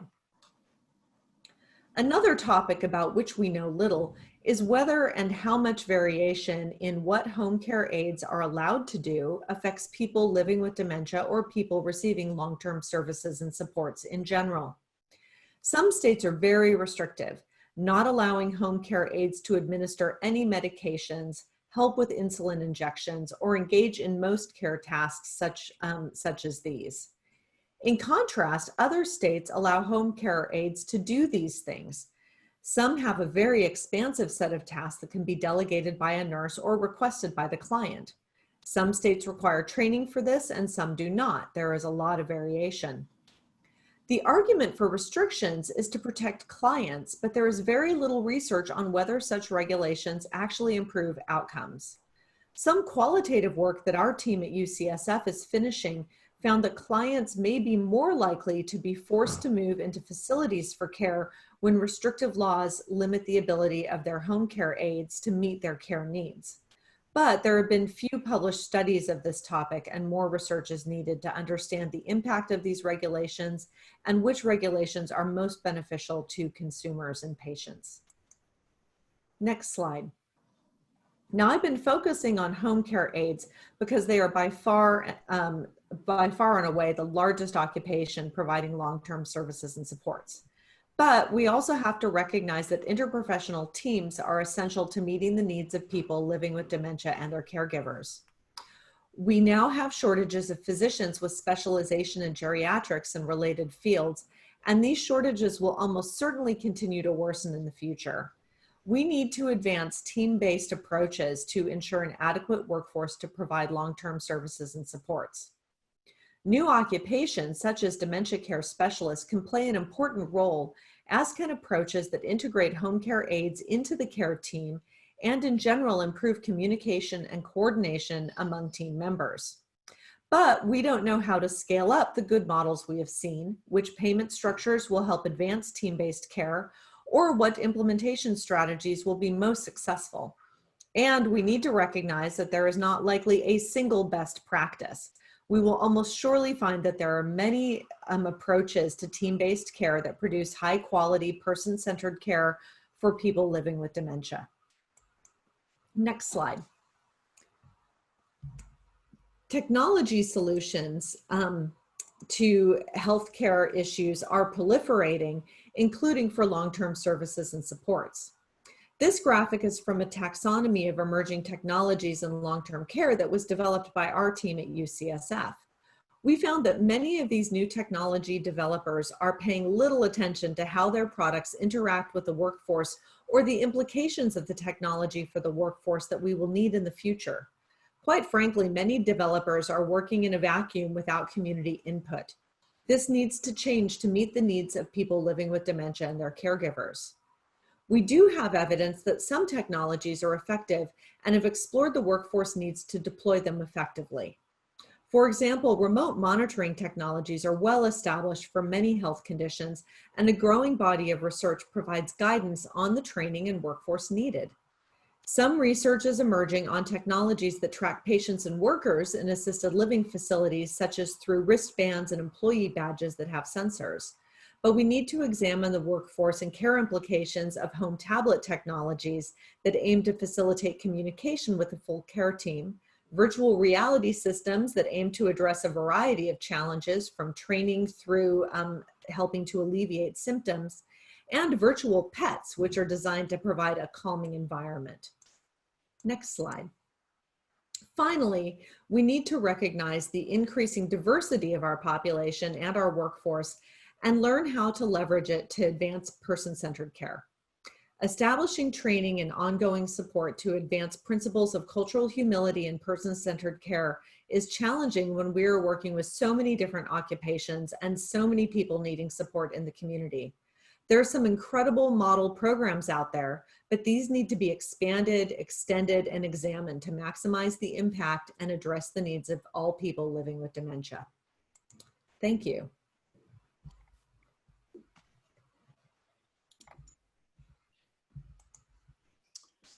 Thanks very much. I'm David Stevenson from the Department of Health Policy at Vanderbilt Medical Center. I'd like to begin by thanking the fantastic organizers of the summit for helping organize and then reorganize this ambitious event, and also Dr. Stone and Zimmerman for helping organize this session and for asking me to participate in it. My brief remarks today will focus on the organization and financing of long-term services and supports for people living with dementia. Next slide, please. I don't have any financial disclosures to report. Next slide. So this is an overview of my remarks today. In today's brief remarks, I'm only going to focus on the second element that's listed here. The first element will be included in the slides for the full presentation that was going to be given in person, and it will be available in the next few weeks on the summit's website. Instead, I'm going to talk about the key policy challenges and also gaps in our knowledge. Next slide, please. So almost all people living with dementia need long-term services and supports at some point. Yet there's no universal coverage for it, as Dr. Coe spoke about just a little bit ago. Medicare covers acute, post-acute, hospice, and medications, but not long-term care. Few people buy private long-term care insurance, a proportion that has gone down even further in recent years. So instead, people are left to rely on family and their own resources, or when these are exhausted, on the Medicaid program. There have been some discussions of addressing this coverage gap nationally. For instance, it's been encouraging to see consideration of long-term care coverage in the recent Medicare for All proposals. Nonetheless, some might argue that the best hope right now is probably at the state level. Even though these efforts might be somewhat limited in their scope, Washington State is probably the most notable recent example of this. They've implemented a payroll tax-funded benefit of up to $100 per day for up to 100 days. Next slide, please. So these figures are from a paper by Amy Kelly and colleagues. And just to orient you to what you're looking at, these figures all show spending over the last 7 years of life for people with, in the columns to the left, and then without, in the two columns to the right, without dementia. The two panels on the left, the first one is for people residing in the nursing home, and the second one is for people in the community, and then the ones on the right have the same ordering for people without dementia. I really just want you to focus on three things. First, the overall level of spending is higher for people with dementia, both in the nursing home and in the community. And if you think overall across those populations, the dollars spent is around $372,000 on average, compared to around $243,000 on average over that last 7 years of life. Second, as evidenced by the multiple colors you see on these figures, you can see that there's sizable roles for multiple sources of financing. The unpaid care in the blue, the out-of-pocket payments in the red, Medicaid in orange, and Medicare in purple. And then finally, the third thing that I want you to get from these figures is to see that there are greater levels of blue and red spending for people with dementia, in particular people in the community, which is that second panel from the left, showing the substantial roles for unpaid caregiving, which is the blue, and also out-of-pocket payments. Next slide, please. So building off the point about relying on multiple sources of financing for the range of services that people living with dementia need, I just want to make one point with this particular slide. There often can be fragmentation of services across payers and also across settings in the Medicare program, and also when you think beyond it. Just because of the way that the fee-for-service Medicare program covers and pays for different services in different settings, there's not always good coordination across these elements of the program. And it can lead to poor outcomes, especially for people living with dementia.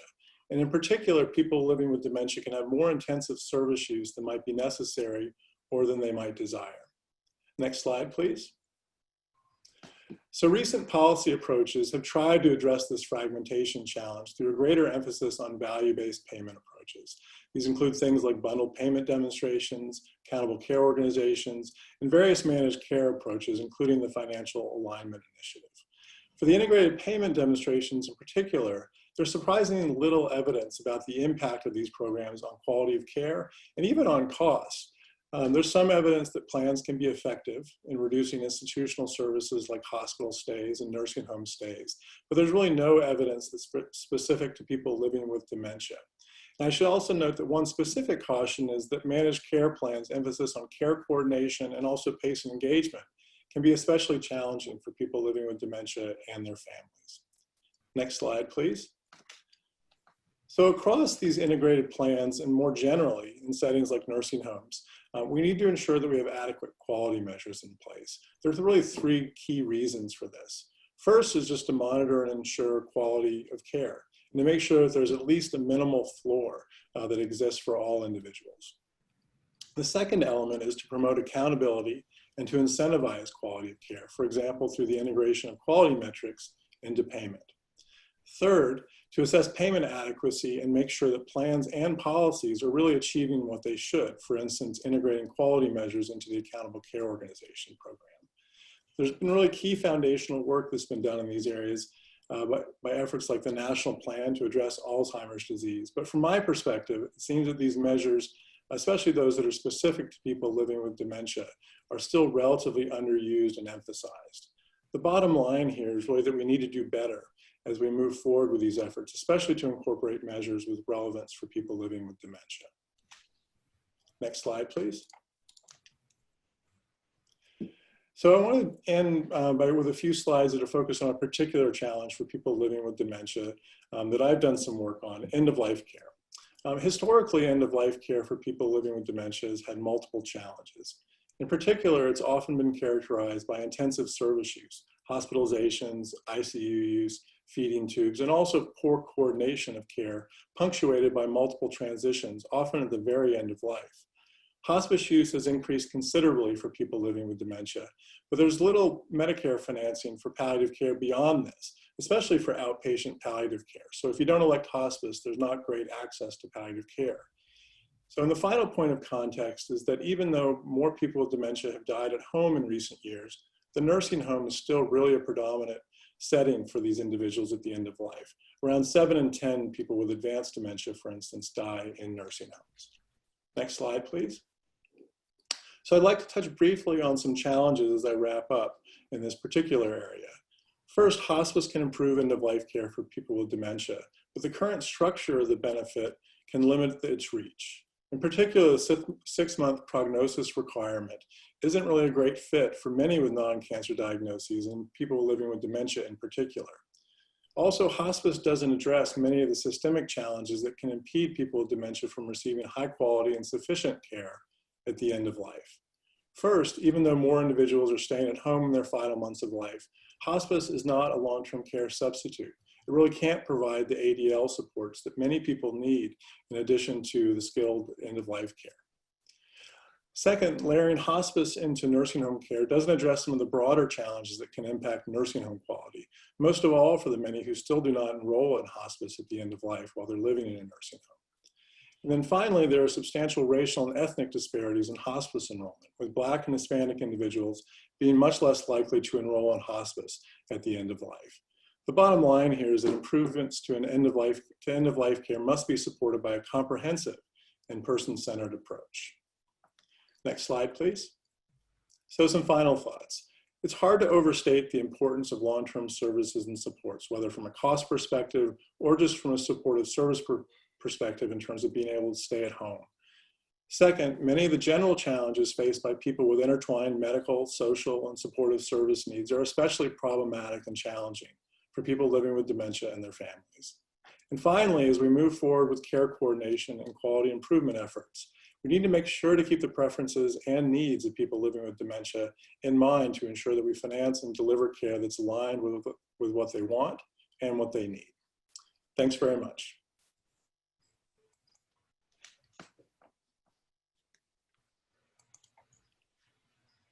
Thank you so much for all three speakers for giving us a great overview of LTSS. And, you know, I think even in thinking about our theme and theme 3, the intersection between medical care and LTSS, particularly as we think about some of these touch points, as David was mentioning, the question around end-of-life care and the intersection between LTSS and hospice care, I think is really important for us to think about.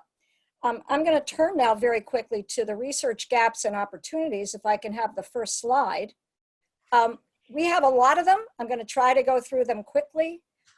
Develop and implement person-centered and broader conceptualizations of outcomes that are informed by the perspective of persons living with dementia, holistic in focus, positive in nature, and can be used pragmatically. Next slide, please. Use theory-driven frameworks to develop and test multi-level evidence-based interventions that address the complexity, the interacting challenges experienced by persons living with dementia and their caregivers over the full course of the disease. Approaches that are guided by socio-ecological levels and social determinants of health and the heterogeneity which would reflect cultural diversity. Next slide. Assess how interventions affect on intermediate endpoints relate to longer-term outcomes, including caregiving intensity, caregiver health, movement into other settings of care, and costs. Next slide, please. Develop and evaluate training for direct care workers to identify specific competencies and modalities that best contribute to improved health, quality of life, financial, and social outcomes for the dyad. Next slide, please. Analyze the impact of diversity among persons living with dementia and the healthcare workforce providing their care, and develop and test approaches around cultural humility, cultural competence, and communication skills. Next slide. Determine the relative effectiveness and efficiency of different interprofessional workforce models in providing high quality care and how to support workforce collaboration across all of the settings. Next slide.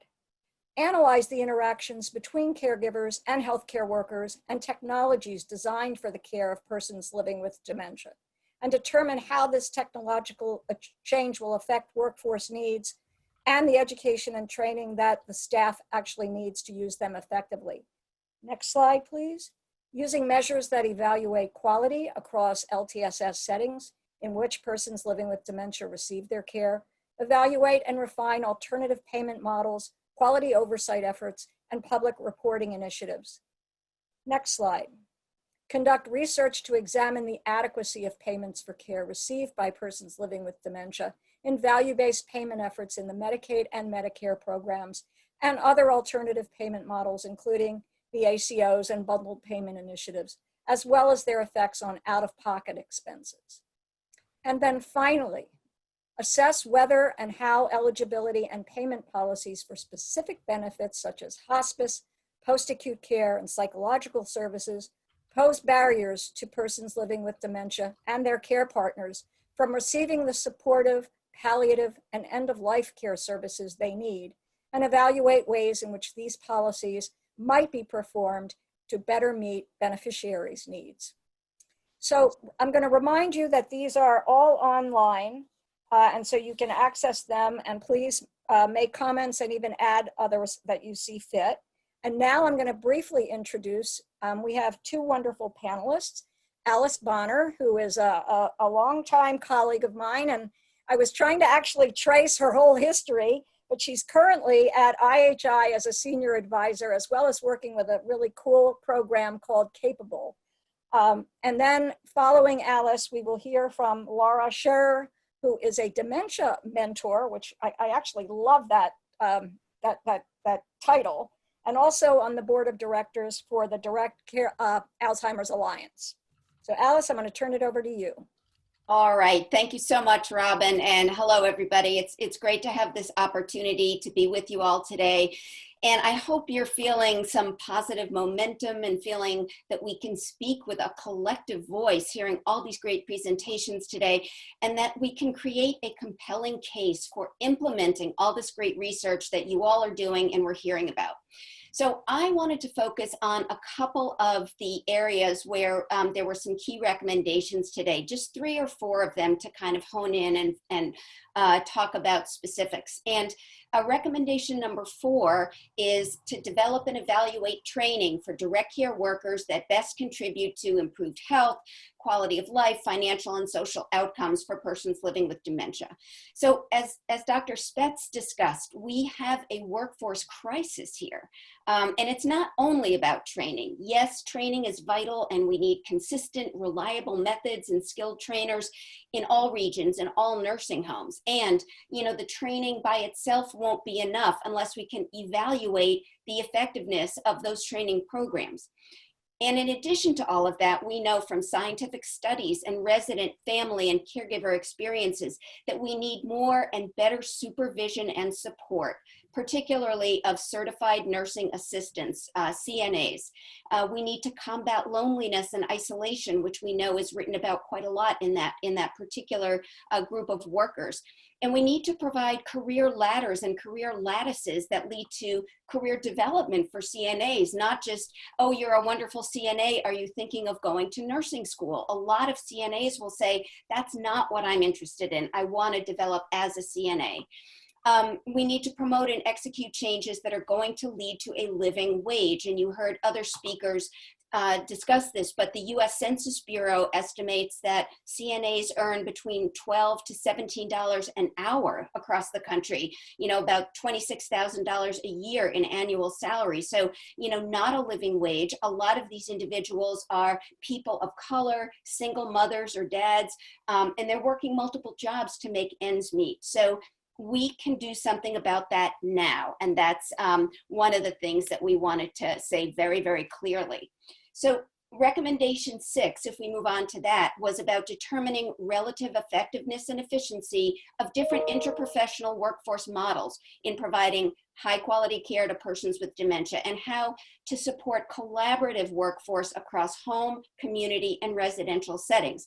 And if we keep the thread going about direct care workers, as we said, many of them are working multiple jobs across multiple settings. So if in one day I'm going from working in a nursing home to an assisted living, to a hospital, to home care, that right now is a really significant challenge. So we need to create a continuum. We need to create a system of care where people are, you know, speaking the same language, using the same definitions and approaches where appropriate. And you heard a lot today about team-based care, where everyone on the team is equally valued. And, you know, certified nursing assistants spend the greatest number of hours every day with persons with dementia. They need to be involved in the goal setting and the care planning. You also heard Dr. Henaway and Dr. Stevenson talk about care transitions. And so we know that adverse events are more frequent and often more serious during care transitions. So we have to focus on research on transitions so we can reduce harm and ensure person-centered care. We can get out of our silos, and we have to do it now. And finally, recommendations 8 and 9 together talked about, you know, how can we use measures to evaluate quality across LTSS settings, evaluate and refine value-based and alternative payment models, quality oversight, and public reporting initiatives. So how might we do that? Well, reduce measurement burden. Let's stop collecting data just because it's there, say in the minimum data set.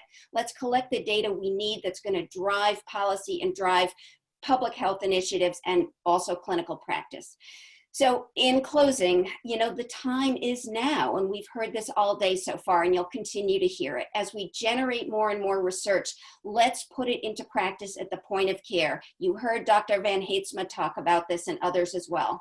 So our speaker on our national huddle yesterday ended her presentation by saying, let's do it. And it just captured everyone's attention. That call to action was so powerful. So I would say to all of you, let's do this. What can we do? What can we start today? What can we do tomorrow? So thank you very much for your attention.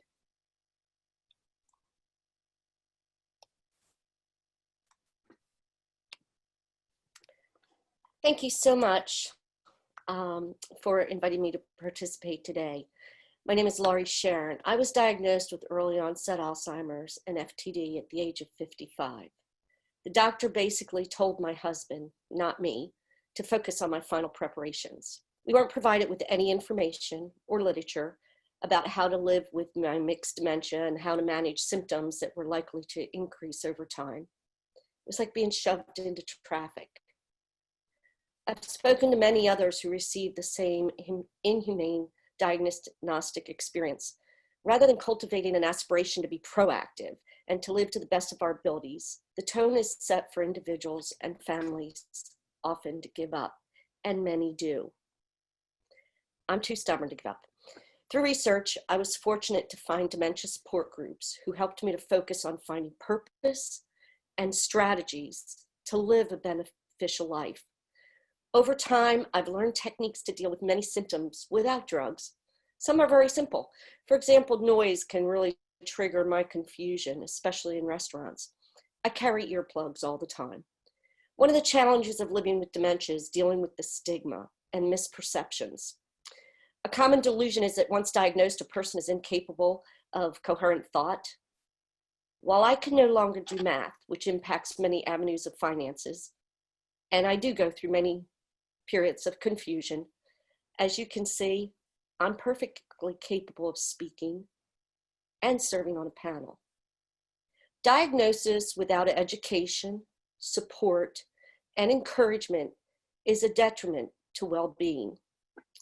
There must be a paradigm shift from dying of dementia to living with dementia, and from caring for people with dementia to supporting people living with dementia.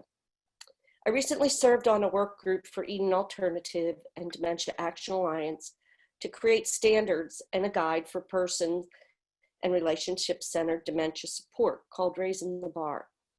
The following framework is an excellent example of what should be fundamental in all services and supports. The voice and choice of individuals living with dementia must be at the center of all discussions about them. Living with dementia is a human right. When we are stigmatized and devalued, it impacts negatively on our well-being. We need to focus and build supports on current strengths and abilities, not on disabilities. Individuals living with dementia are entitled to the same accommodations, just as individuals who live with different physical and developmental abilities. And care professionals, care partners, and people living with dementia must collaborate together as a team.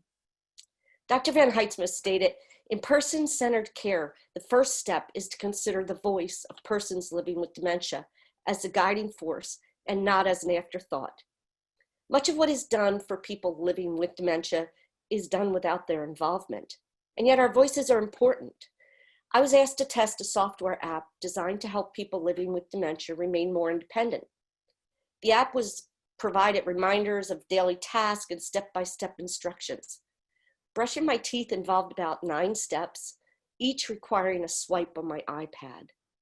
Rather than being helpful, it was exhausting. Fortunately, our feedback was early in the planning stage and they were able to make adjustments. In another case, 2 of us living with dementia were asked to evaluate a care facility that included a large new memory care unit. A generous donation was made to build the unit using a well-known designer. Although the facility was extravagant, it was not dementia friendly. The carpet was so busy it caused us both balance issues. The wallpaper made it difficult to concentrate, and the halls were just plain confusing. After explaining to the board and the benefactor how the design felt overstimulating, caused us confusion and balance issues, and did not consider noise factors, they voted to rip out many of the features and go with a more neutral, simple plan. Just imagine the added cost. Person-centeredness means involving people living with dementia in all aspects of dementia decisions, conversations, care programs, and I suggest building designs from its conception and not as an afterthought. Imagine exponentially how much better things could be if this was the norm. Thank you for your time.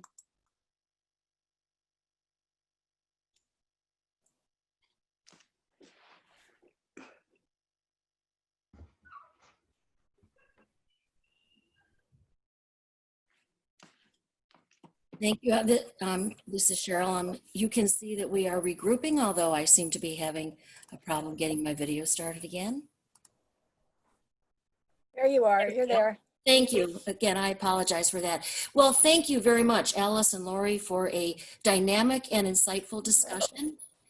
You can all see that our entire Theme 2 group is here, our panelists and our speakers, and we are ready for our question and answer period.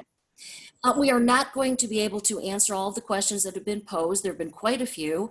We will be considering all of the questions, though, when it comes time to synthesize and refine the recommendation for opportunities and research gaps that need to be addressed. And also, we're going to have to keep our responses relatively short so that we can get to a fair number of your questions. So thank you for posing those. I will get us started. One of the questions that had been asked earlier, and I will ask Dr. Spetz to respond to this, please, if you will. And the first question was, what are some of the challenges of providing long-term services and supports for persons living with dementia in rural and remote areas? Oh, that is an excellent question. I think all of the same challenges that we've already discussed and heard about apply even more so in rural areas. Two in particular come to mind. One is just the overall shortage of health workforce in rural communities. You know, I mentioned the study we did, we are finishing looking at nurse practice acts. And in that study, we found in rural states that the shortages of licensed nurses exacerbate any restrictions that they have on what home care aides can do. Because if a home care aide can't administer a medication, then and a family member or a neighbor isn't available to do it, then they need to send out a licensed nurse. But in a rural community, typically the licensed nurses essentially all get kind of hogged up by hospitals who can pay more money and have even more pressing needs. So that in those settings, we heard even more about institutionalization becoming the de facto response because it's so hard for home care agencies to meet needs. Also, you know, we had some great comments about technology solutions and how they can be helpful, but are sometimes poorly designed. In rural communities, add to that the broadband communication issues.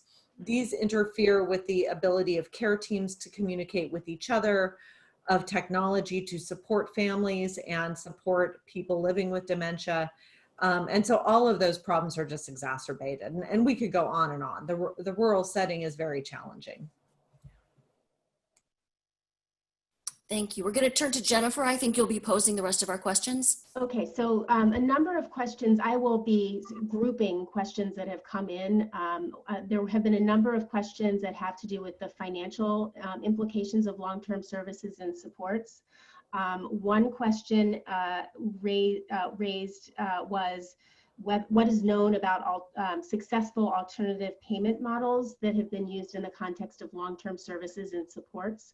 Another question asks about long-term care options for families who are not able to receive Medicaid, and what resources are available to help buffer the costs of long-term services and supports, and the issue of COVID was raised. I think, David, you ought to take this one, but also Alice, it seems to me that from your elder care director days, secretary days, and the work you're doing now, you might be great at responding to that too. So David? Sure, I'll jump in and then Alice can follow me and clean up anything that she needs to. So in terms of the alternative payment models, I mean, some of the biggest examples to point to, I guess, are the Financial Alignment Initiative, which is the CMS Medicare and Medicaid Integration Project. And around 400,000 individuals have participated in those demonstrations. And although the evaluation of them has been invested in, it's been quite important. It's been very difficult to get clear answers from those evaluations. It's a voluntary demonstration, and in a lot of the states, you have very few people who are eligible participating. That said, the evidence that is there thus far has shown that plans have been able to reduce institutionalization to some extent, nursing home stays, hospital stays. But the jury's really out on overall costs and also on the quality of care that's provided to individuals and how well it aligns with what they want. There are other examples like the special needs plans and trying to integrate those with Medicaid managed care plans. The evidence base is pretty thin on those, I would acknowledge, but a much greater number of people are in those types of plans, around 2 million people nationwide. And then one last prominent example are PACE programs, but very few people enroll in PACE. Around 40,000 individuals have, are currently enrolled in PACE programs. And again, some successes in reducing institutionalization, but mixed outcomes, overall, really, in terms of costs. Then finally, I'll note something, and then Alice might chime in with other thoughts. In terms of people who don't qualify for Medicaid, a number of states do have state-only programs for people who do not yet qualify for Medicaid. Another example might relate to Medicare Advantage plans, trying to integrate more social services. They're not long-term care services, really, but they're social supports that might help people remain at home for longer. So I'll end there and let Alice jump in. Great response. So I'll just add on to what you said, because all of that makes total sense. Just the knowledge of what programs are out there is critical. So to your point, if people don't know about PACE, which happens a lot, if people don't know about state-only programs, we need to increase awareness so people can pursue these things through their Council on Aging, their area agency on aging, and other state and other services. In terms of, individuals living with dementia who may not qualify for Medicaid, what else is out there? Well, we have Dementia Friendly America. Anybody on this call who's not familiar, Google Dementia Friendly America. You'll see the website and you can learn more about it. And lots of cities and towns and states have dementia friendly efforts going on. And this is both in terms of dementia friendly and age friendly health systems, which that's another initiative that has a whole section on mentation and dementia. So you can look at that, and age friendly and dementia friendly communities. And then there are specific programs, and you've heard about, the UCLA program, Dr. Rubin's program. You've heard about Mind at Home and some of the work at Johns Hopkins and other universities. And the final thing that I'll just say in terms of the response to COVID and dementia is sensory impairments are really a big part of that, because if people are wearing masks and coverings, my mother is 90 years old, she has dementia, she can't understand what people are saying because she reads lips and she can't read lips. So I know there's solutions to that, but I would just say those are my thoughts. Back to you, Robin. Jennifer?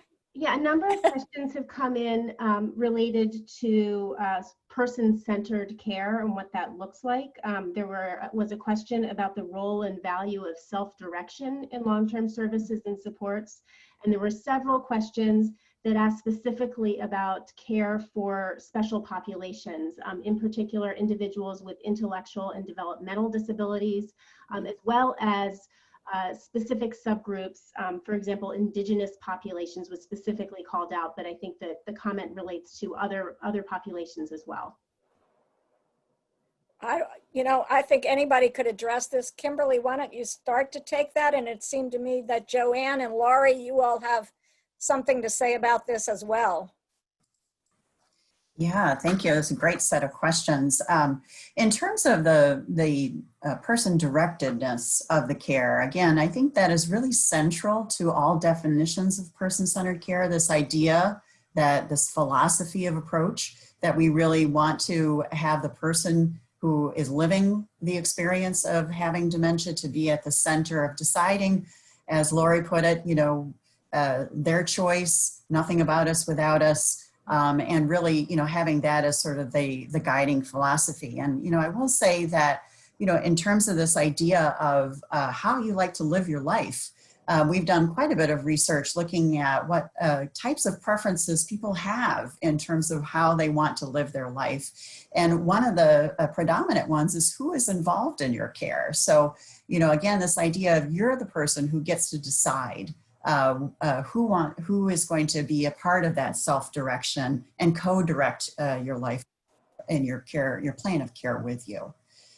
So I think that's, again, terrific question in terms of just a centralizing philosophy of how all care can be oriented going forward.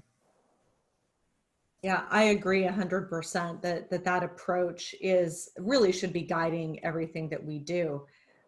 A lot of states, but not every state, has a Medicaid program that has a consumer-directed model for people who need assistance in their homes with their care.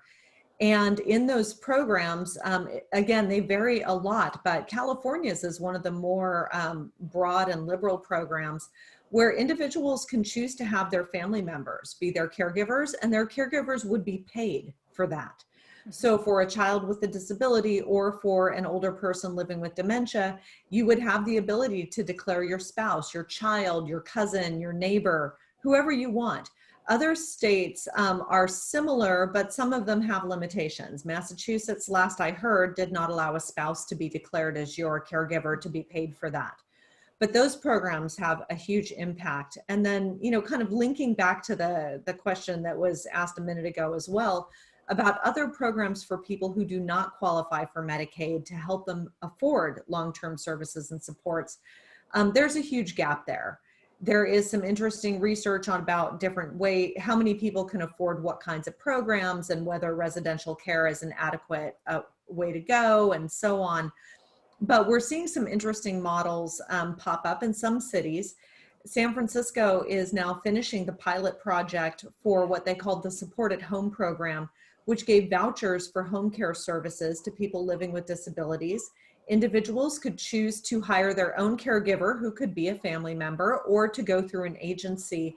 And the evaluation, which we're now finishing up, the preliminary evaluation showed big decreases in unplanned hospitalizations, emergency department visits, falls, and other negative outcomes. And many of the people enrolled in the program were living with dementia. So, I think there are, if we could integrate the payment models, as was discussed before, then cities would have a incentive to invest in these programs, because the savings from hospitalizations that go to Medicare could be regrouped if you had a more integrated payment structure. Laurie, do you have anything to add to this? Yeah, I do. Person-centered is, I have a lot to say about that, but I'll keep it short. For me, I think this is so important that we start early at the time of diagnosis, and we encourage a person living with dementia to make their own decisions, make a video on what you want, select who you want. In my opinion, I want someone who's going to be rah-rah motivating and keep me going. Someone who's not going to let me sit down and go, woe is me. I want someone who's going to say, come on, Laurie, you can do it. Tie your shoe, button your blouse. I want that person to be someone who's going to keep me challenged, keep me going when I can't keep myself going anymore. Mm-hmm. I think so, which my husband is that. But if he wasn't, he wouldn't be my care partner. I think that's important. That's one of the important things about us having right away making decisions on who we want and what we want, is so that we know when the time comes. And I know the time will come. When that comes, I want to know I've put all my ducks in place. I want to know that whatever happens to me, I made the decision.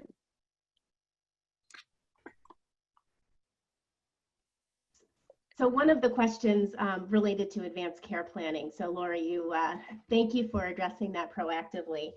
In the last couple of minutes, I wanted to summarize several questions that came in related to the direct care workforce and building career ladders and sort of strengthening the overall training and pay for direct care workers. There were questions about the trajectories of, career trajectories. There were also questions about the ability to identify and measure success in training, as well as questions about the appropriateness of and the ability to train direct care workers to provide skilled tasks. Maybe I'll jump in for a minute, and then I think Dr. Spetz probably wants to jump in too. I think the ability to identify and measure success in training is partly not just, okay, so, here's a video and you watch it for 35 minutes and then we check a box. And honestly, that happens in lots of nursing homes. We all know it. We've all been there. And on the other hand, there's really good training like that is followed by a discussion, by asking CNAs or direct care workers what they think, by asking them what workflow would work better and putting them in charge of the work and the processes. So it's also about monitoring over time. So you don't just, drop and run with training. We all know that, but we have to make sure in the field that's really what's happening, that there's ongoing monitoring and supervision. So Dr. Spetz, you want to jump in and make a comment?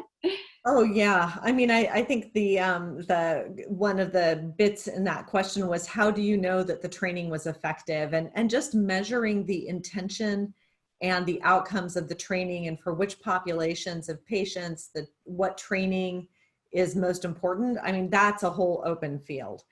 I think in terms of looking at promising training programs about which we need more evaluation is Washington State, where they have a very integrated program. It includes a career ladder. It includes wage increases as a person moves up through the different stages. If I remember correctly, Alzheimer's and dementia care is an area of expertise that the home care aides can choose to pursue and get extra pay for their expertise. And in some of the training options in Washington State, Service Employees International Union is involved, and it's an apprenticeship structure. So then there is mentorship as part of your going through and maintaining your role. That mentorship and that apprenticeship is really important, because we can talk about how people living with dementia want peer support and want friends and family to support them. Their family caregivers need and want support and resources. Paid caregivers also need support and resources, and colleagues and partners.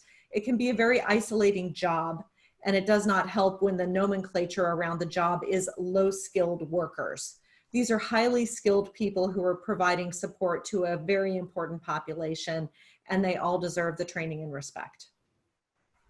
Thank you. This is, I think it's positive that we're ending on an encouraging note that it's not all about pay, and that there are a number of factors that could be used to increase the training and build more meaningful career trajectories for direct care workers. So we are out of time for this session. As before, we had less time to answer all of the great questions that were posed. It's time for us to take a 10-minute break, I believe. I'm looking for guidance. We're going to take about a 10-minute break and come back at 3:35 and hear our final session about integrated care. I'd like to thank our terrific speakers and panelists and co-theme leaders for a great and terrific session. We'll look forward to seeing you back in just a few minutes.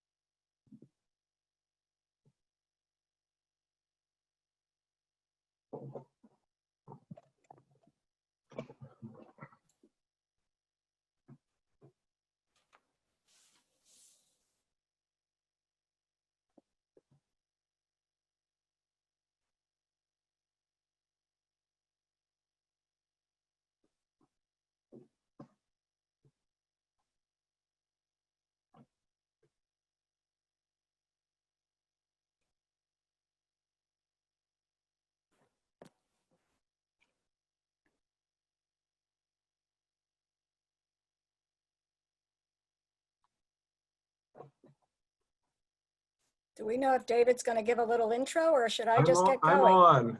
Oh, good. They won't let me share my video. Oh, I'm sorry. That's all right. I don't need to be seen. Should I be turning on my screen? Or? So welcome back. Welcome back, everyone. And for too long, we have thought about long-term care and medical care in silos, and we just can't have that kind of thinking anymore. So we actually added a bonus session, a bonus theme that integrates these two important care deliveries. And Robin Stone and Chris Callahan are going to preside over this. Thanks, David. I'm going to start us off by saying that I don't think I even need to introduce this this bonus session, because I think the last two themes actually demonstrated the integration or lack of integration going across these sectors, and how confusing it is for people living with dementia and their care partners. It was confusing for me just listening to some of the financing discussion, and I've been working on this for over 40 years. So all of us co-chairs decided that we needed to sneak in an additional little section, and it's not as though some of the integration issues haven't been covered, because they have been covered, some of them in the last two themes. But we are going to try to address integration in terms of looking at the organization, financing, and delivery across the range of settings, medical care, long-term services and supports, and other parts of the sector that actually are where people live with dementia and where their people who are care partners are living as well. And I just wanted to say that I think we have a great opportunity, as you all are staying with us till the end here, because we have two great presenters. One, Carrie Brannick, who is going to start us off. She is from CMS, from the Coordinated Care Office, and can give us some sense of the case that could be built for integration. And then Bruce Leff, who has been a colleague of mine, a professor in the School of Medicine and at Johns Hopkins University, and who has done a lot of work in this area, I think is going to be incredibly provocative in terms of talking about signals on successful approaches, but also raising the question of, is integration good? And if it is, for whom, and how, and when, and why? It has become a buzzword, and I think we need to begin to really think about what does it mean to integrate financing, integrate delivery, and using this bully pulpit, integrate the workforce as well. So I'm going to turn it over to Carrie to get us started.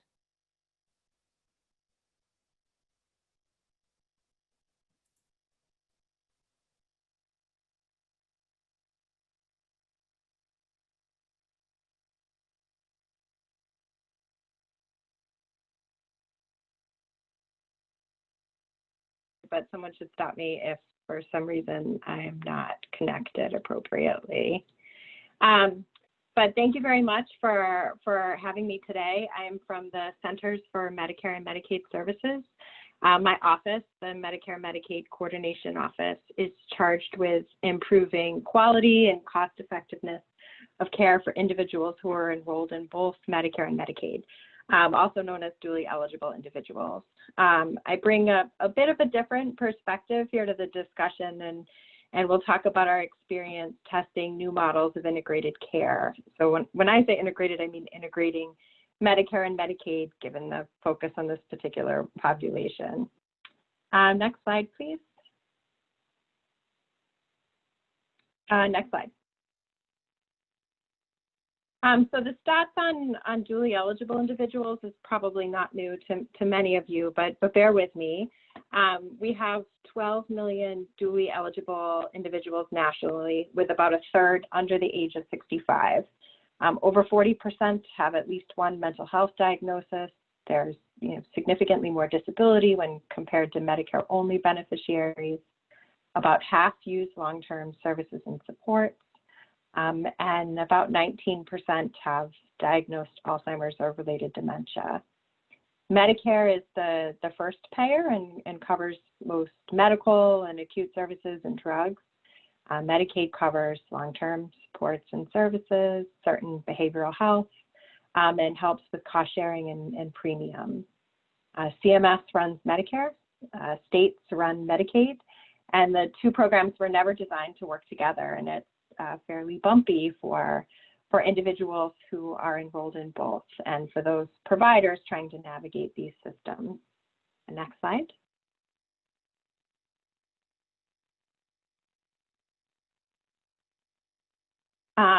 So in addition, there is additional financial misalignment, and investments in Medicaid in particular may result in savings to Medicare. And at a time of, frankly, increasingly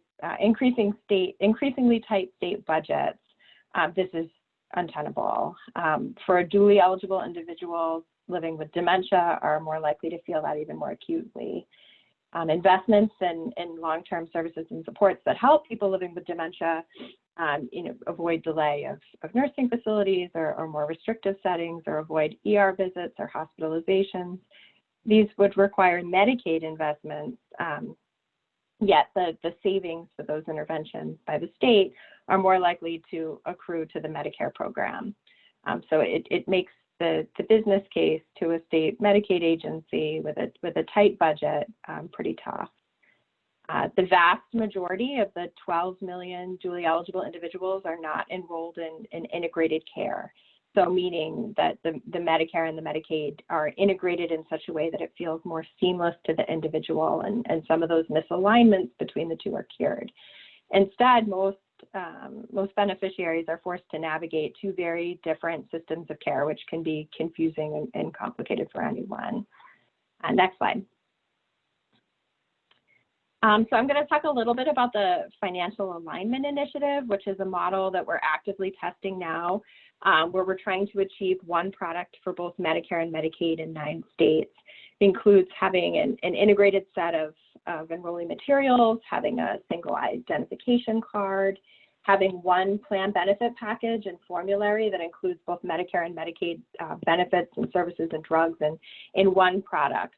It's built to have, we hope, person-centered care planning, that there's care coordination and assistance with care transitions, and that transitions across payers, that those challenges surrounding that are mitigated.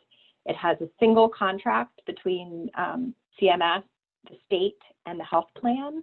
And we try to incentivize investments in home and community-based services in different aspects of the demonstration design in the hopes of preventing hospitalizations and use of nursing facilities.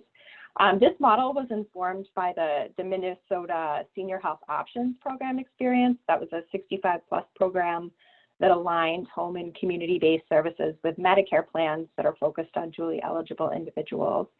And studies found that enrollees in the MSHO program, is the acronym, had lower hospital and emergency department use, had greater use of primary care, and were more likely to use home and community-based services, but no more likely to use long-term nursing facility admission. Next slide, please. So we hope by design that these demonstrations, we have about 40 participating health plans serving roughly 400,000 individuals, that they're providing better integrated, coordinated care for all enrollees, including a significant volume of persons living with dementia. Health plans are required to do comprehensive risk assessments that cover medical, long-term services and supports, social and behavioral health. And this in turn is meant to inform person-centered care plans that include care goals that are identified by the individual. These are assessments and care plans and care planning process and care goals that just don't exist in Medicare fee-for-service. Enrollees have access to care coordinators, and we have joint CMS state oversight teams that work with each health plan to try to monitor and identify areas for improvement. In addition to structuring this to try to solve for some of the financial misalignments, several of the demonstrations are testing some additional enhancements. For example, the health plan contracts for plans in California and Rhode Island include a requirement that the health plans employ dementia care specialists on their staff. and the California Department of Aging with Alzheimer's Greater Los Angeles. I was able to leverage that into additional federal funding to build training and capacity building work and training tools with the participating health plans, and to train hundreds of care coordination staff working in these health plans. Each of the states across the country have worked with CMS to identify a handful of key quality metrics, and we withhold 3 to 4%, depending on the state, of that capitated payment paid to the plan, and they earn that back based on performance on those key metrics. These plans also have additional benefit flexibilities, having capitated payments from both Medicare and Medicaid, and the flexibility to use those funds to deploy an integrated set of benefits and deliver supports that wouldn't necessarily be available in Medicare fee-for-service, or might have more limited availability on the Medicaid side due to waiver slots and other limitations that might be inherent in the Medicaid program in that state. Next slide. So some of the promising practices and places where we're pushing plans to improve: use of a validated screening tool, leveraging claims data. So mining claims data can give the plans a better sense of who might have dementia or be at risk and need screening. And this is incredibly valuable given the prevalent underdiagnosis of dementia. But screening and diagnosing isn't enough. These processes need to be built into other plan systems and into the medical records. And that becomes increasingly apparent to us too. Identifying, screening, and supporting the care partner is an integral part of the care team with the enrollee's permission. And then better supporting those care partners and their needs. Offering things like respite care and training support are valuable tools to help an enrollee meet their care goals, which are often to remain in their home. Having family-centered transitions of care protocols in place, particularly in the context of COVID now, this is even more important, and having those clear care coordination protocols and having them reflect the person's wishes and direction is important. And of course, to the need to foster strong partnerships between health plans and key community organizations. Next slide, please. Some of the challenges here: even if we require it at the contract level, that doesn't mean that promising practices are going to translate into implementation. And it's incredibly important to have clear communication channels between the advocacy organizations, ombudsman, and community resources on the ground to the health plan, and to listen to what they're seeing on the ground. The need for true partnership between health plans and community organizations is an example that moves beyond kickoffs and starts. Staff turnover has been a big lesson learned, particularly in competitive markets where skilled care coordination staff, we are often finding that they end up moving to other health plans in the market, and that can be a challenge. And then finally, cost effectiveness and making the case on why these resources should be invested in more robust screening and identification and services for persons living with disabilities. And that leads me to the last slide here. There is a need to build this business case further. I've heard terrific presentations throughout the day today, leaving me ever more convinced that we need to keep pushing and identifying ways to translate the research to practice. Medicare Advantage is growing every year, and the volume of dually eligible individuals enrolled in Medicare Advantage plans in our demo, but more broadly, continues to exist. The growth in MA isn't the only opportunity, though. I'm not a rates person, but this year, CMS started incorporating new HCC codes for dementia, and these codes inform the risk score calculation that impacts how a Medicare Advantage plan is paid. So plans are more incentivized to use that code. And finally, there's growing interest among states on how to use their influence and levers to drive change in state contracts with Medicare Advantage plans that focus on this population. So I think that's my biggest takeaway and ask of the researchers and folks that are participating in other parts of this meeting is that this is incredibly compelling information, but we need help translating it to health plan executives to make investments in these evidence-based care coordination models, over other supplemental benefits that they might be considering. So we'll stop there and I think turn it to Bruce.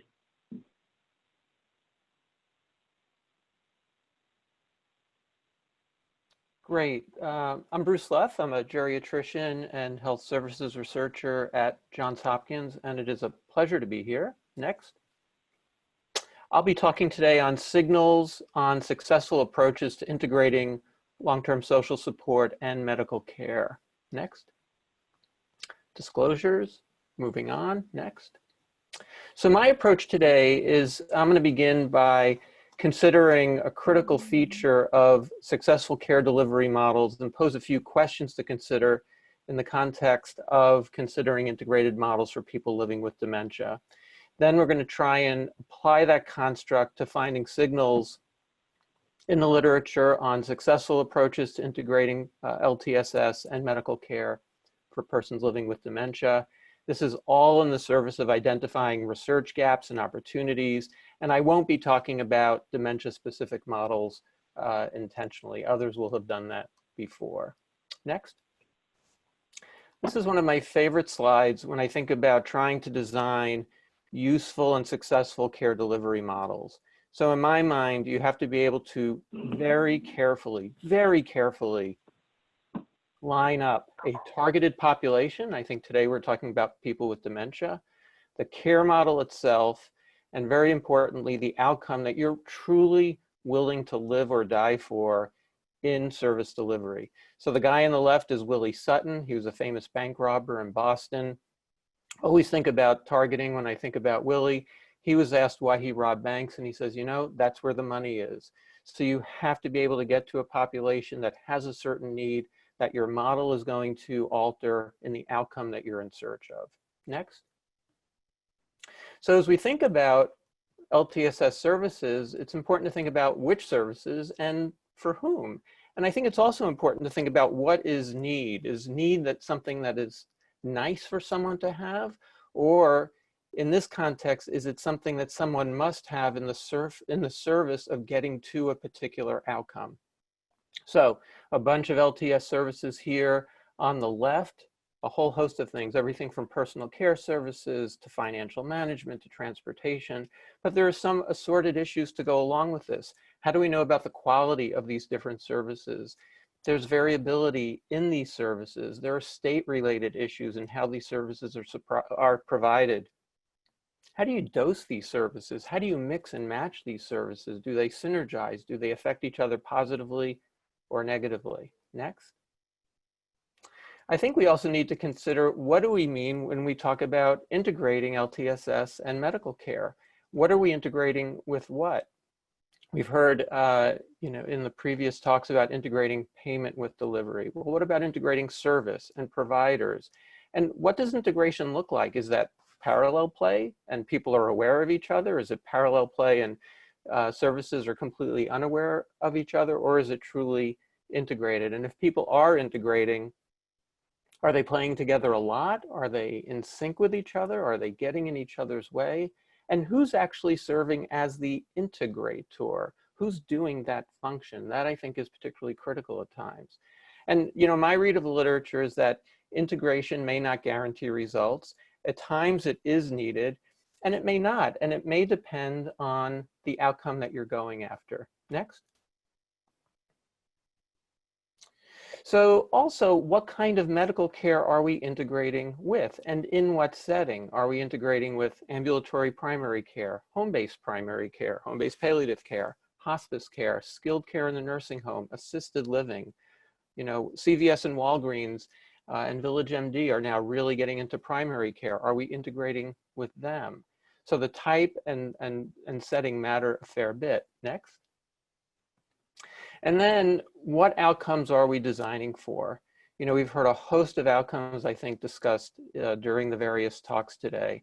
And, it might be utilization, it might be emergency department, it might be total costs of care, out-of-pocket costs, medication costs, caregiver quality of life, patient quality of life, time to institutionalization, mortality. If you think about a place where you might want to do some implementation, assisted living facilities, one thing they're very concerned about is occupancy rate. They want people to live for a long time so that they don't lose revenue when people die in their beds. Next. So let's do some examples and some additional issues to keep in mind. Next. So here's an example of a study that I worked on along with Dr. Wolf and Dr. Boyd, who were both presenting today. This was an example of a primary care-based intervention called guided care. And in this intervention, if you look at the care model in the middle, this intervention took a number of evidence-based care delivery models, such as comprehensive geriatric assessment, care coordination, care transitions, caregiver support, chronic disease self-management, and a few others. We embedded them in a single guided care nurse, placed that nurse in the middle of a primary care clinic, paired up that nurse with a primary care physician who, in theory, was going to help that physician take care of their most complex patients that we identified through an HCC score.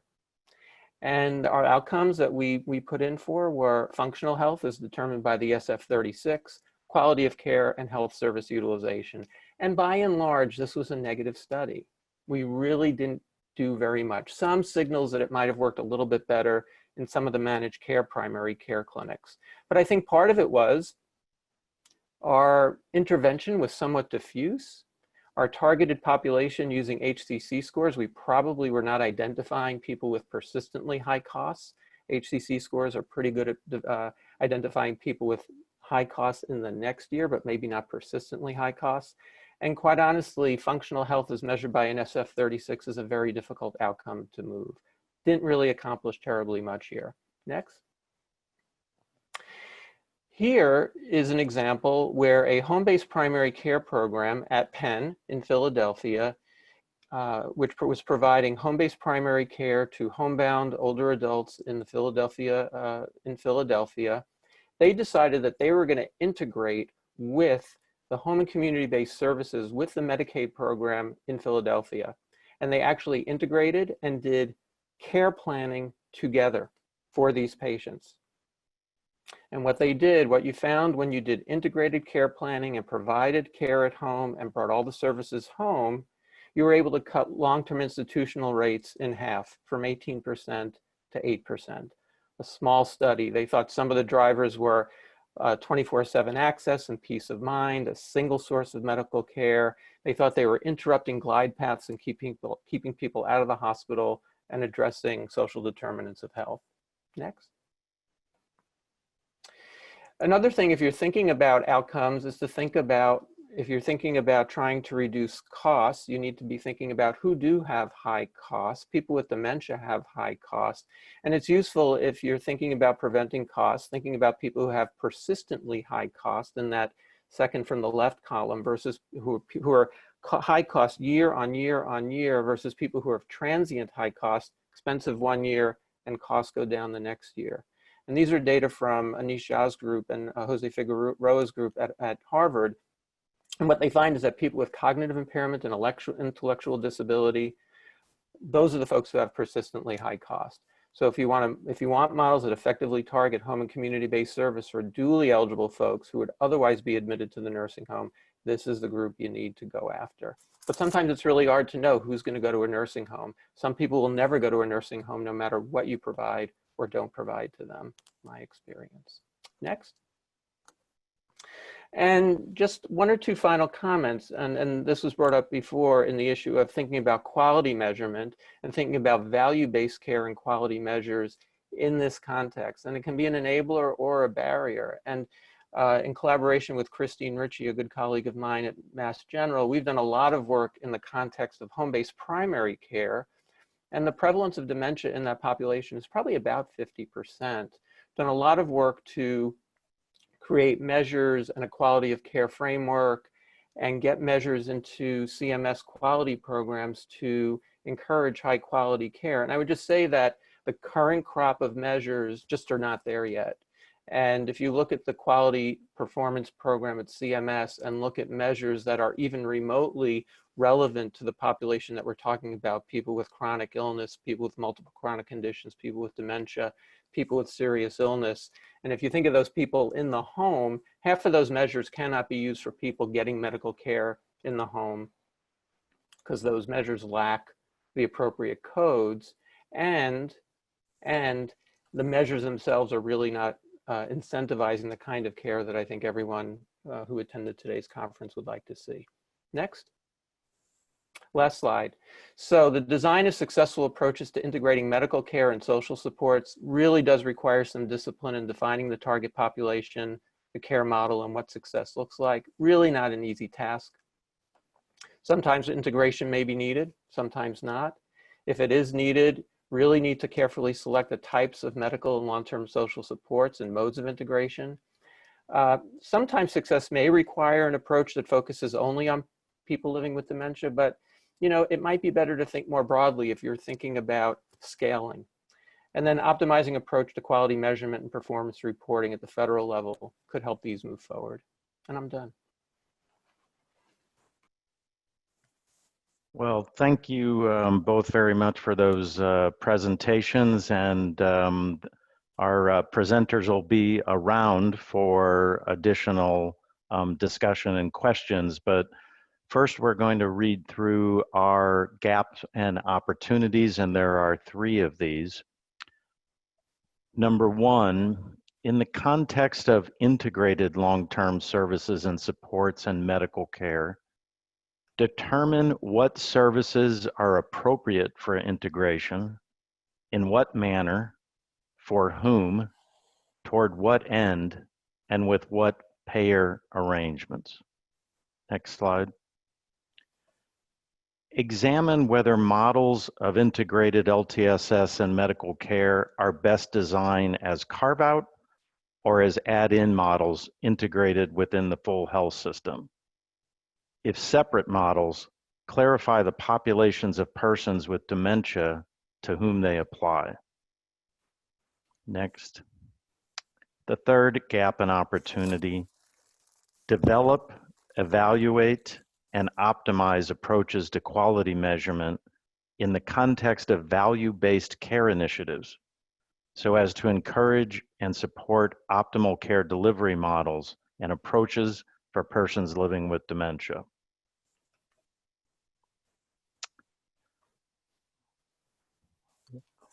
I believe we're going to bring Robin Stone back up, and we see Dr. Leff and Carrie Brannick, and I am going to pose the first question, which has come in already, to Carrie Brannick. And the question was, how do we solve the problem of financing in integrating care and variation across states?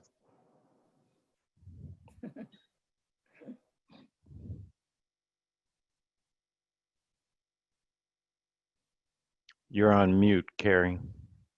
Oh, I'm sorry.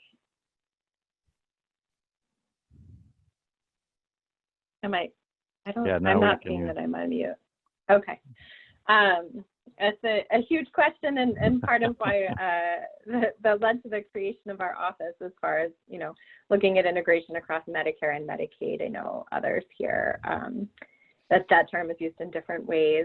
I don't think that there is one solution, but rather that we need to have multiple solutions that fit the various delivery systems, and in particular the various Medicaid programs. Some states now have more options available than others, and I think, you know, we are certainly trying to think about ways to get to having at least one option in every state as a good starting point. You know, PACE is certainly a terrific integrated option for beneficiaries that find that to be a good fit for how they want to receive their care and in line with their goals. But it's not a great fit for everyone, and it's you know, has challenges in scaling it more broadly. And so I can't even say that the model that we're testing through the Financial Alignment Initiative, even within that, it looks very different state to state because of the variation in the Medicaid programs and the different priorities and perspectives of the stakeholders in that state that informed the development of that model. So I am hoping that as we have more evaluation data available, that it will help us better understand how a model like that could be customized and fit in different states. Thank you. I believe Dave Rubin is going to pitch us a few more questions. Throw a few curveballs at you. One of the questions that came up in several different formats and phrasings is, since these programs, the financing of all these programs are siloed, that if a program is doing a good job in saving money, but it's not saving money for the program that's paying for it, how do you account for that? So for example, if Medicaid spending is saving Medicare money, you know, how do we account for this cost savings across different payers? Dr. Leff, that sounds like a nice pitch to you. Yeah, I think I was going to stay on mute for a while with that question. Yeah, I mean, that is one of the $64,000 questions. You know, I think part of that is political will, part of that is leadership, part of that is trying to create the right kinds of incentives. I don't know how to create those payment models, but, you know, even really good actors, say good MA plans, you know, who are trying to do the right thing in taking care of people with serious illness and with dementia, you know, if you look at it, if you go to their financial office, I'm sure the people with green visors would say, you know, let's get that person to a nursing home, because as soon as they go to a nursing home, we don't have to pay for those folks anymore. So why should we pay for a dementia program and invest all that money in that? Why don't we just have a better transition to nursing home program? I mean, if you think about it in purely financial terms, and I think most people don't, even within systems that are not great actors, I don't think they necessarily think of it about it that way. But I don't know the answer to that. And, you know, a lot of really smart people I'm looking at on the screen in the Hollywood Squares, you know, view. So if anyone has better thoughts on that, I mean, PACE is a really good model of that. It, you know, it really does cover the waterfront on the payment. So they are incented to get creative and use different modes of care and types of care. But, you know, PACE hasn't scaled in its current form. But that is, you know, but those principles, I think, remain. I don't know if that's a satisfactory response, but Robin Stone's nodding her head up and down, so I feel pretty good right now. Well, if there's another one of the panelists in view that would like to weigh in, why don't you wave your hand and we'll call you in on this question. Any other follow-up to Dr. Leff's reply? All right, they're waiting for us to pitch directly to them, Dr. Rubin. All right, so another question that came up in a couple different forms are, do we have any evidence that persons living with dementia do better in capitated care through Medicare Advantage? Or Carrie or Norma, you want to take that one? This is Carrie. I'm not aware of any evidence. I've looked to the other panelists. So not that I'm aware of. One of the major problems with comparing between Medicare Advantage and other programs is that as we've mentioned before, the outcome measures are different and how you account for cost is different. And so even if you had the ideal a data set that had both Medicare Advantage and fee-for-service beneficiaries in it, it's still hard to compare and make sure you're actually comparing apples to apples instead of adding on a whole bunch of other things that you don't actually mean to account for one insurance program versus the other. We've been trying.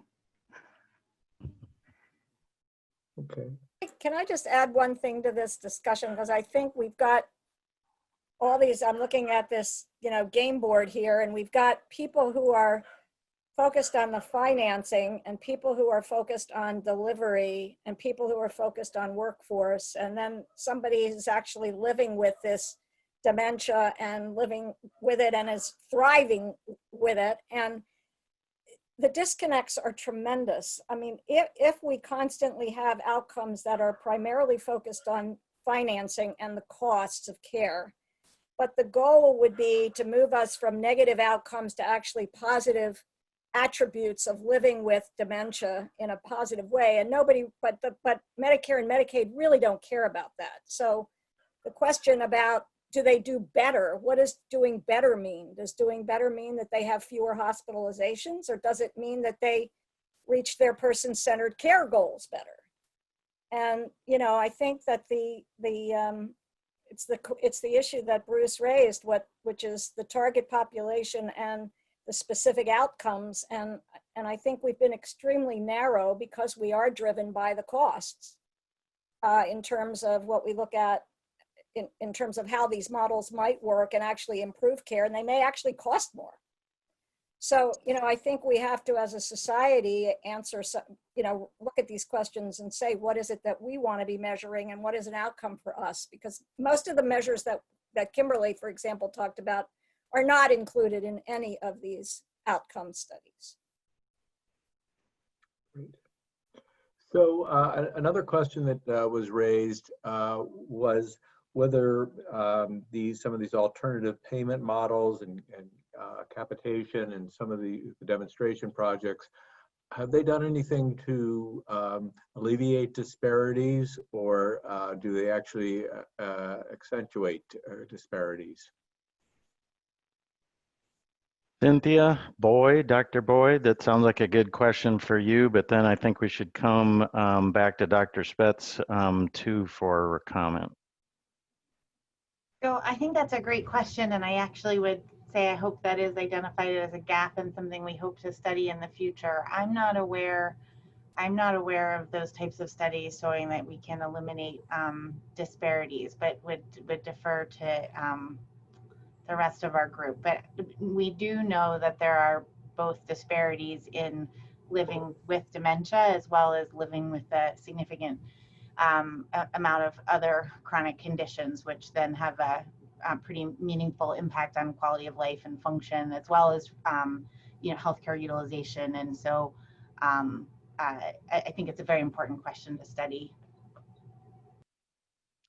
Dr. Spetz? Yeah, I'm not aware of a lot of literature in this area. This is a pretty wide open area, and I'll add to it that the workforce that is providing a lot of the direct care also has and faces a lot of disparities in terms of being in poverty, job instability, relying on social services, and so on. So we have disparities everywhere, and there's a lot of need to better understand how to tackle those and how to best support, best deliver programs that really tackle those disparities and are very patient-centered in their approach in doing so. Thank you. So this will be the last question, but it harkens to Bruce's point, is since there are such different perspectives about what outcome matters, does it make any kind of sense for some collective goals across stakeholders to be established, and what sacrifices need to be made or trade-offs need to be made? Laurie, do you want to take the first crack at that? I'm sorry, would you repeat that question one more time? I apologize. So the question is about, from the payer's perspective, saving money is the most important. From the person living with dementia, it's likely their goals. For a health system, it might be getting them out of their system so they don't detract or aren't the expensive kinds of outlier patients. So the question is, what steps can be taken towards collective problem solving to balance these different perspectives, and would that be valuable? First, I say I'm sorry, I'm starting to get tired, so I apologize here if I stutter. To me, I think we don't start early enough with a lot of things. And I'm gonna start with, when I was working, I had the option of purchasing long-term disability. And I thought, I'm gonna work till I'm 70, I'm never gonna need it. Okay, well, maybe more education along that line would save a lot of cost in the long run for many of the people here. And then I look at, boy, are the finances important. Money is important to all of us, and we know that. We can't survive without money. But money is not the most important thing. And I've learned that so much in the past few years. Money, it's not that money doesn't buy you love, but money doesn't give you the inner fulfillment. Money doesn't help you to thrive. Money doesn't help you after a doctor says go home and die to kick yourself in the tush and say, I am not going to live like that. If we could integrate into all care more of lives, thrive, encouragement, engagement, I think you would find that a lot of dementia, people fall into a depression, and the depression increases their dementia. And then the dementia increases the depression, and you have this ongoing cycle, but the depression is feeding how bad their dementia is. Being put into a care facility, no matter how lovely it is, it's daggum depressing. It just is. They need encouragement. They need reasons to want to continue to live, to want to come out of this. It's so easy when you have dementia to crawl into a shell and not want to come out. Why do I want to come out when I know I'm not going to remember who my loved ones are? And what we need to do is help them find the happiness that is going to encourage them to keep going. And that is going to help gap some of the finances altogether, because if the people are happy, they're not acting out as much, as people call it. They're not as unhappy. They're going to be able to do more. Not forever. There's going to come a time when they can't do that. There's going to come a time where they maybe are bedridden or whatever. But I think a lot of what we see and a lot of our expense is because people are unhappy too early. Encourage the motivation, encourage the living, actually living, and you're going to decrease the amount of money that's spent on helping them to just survive until the day they die. Thank you. Thank you so much for those comments. And at this point, I would like to thank all the speakers and panelists. And I'm going to turn it back to Jennifer, and I think she has some slides. Aha. Great. So thanks, David. This is bringing us to the close of our second virtual meeting.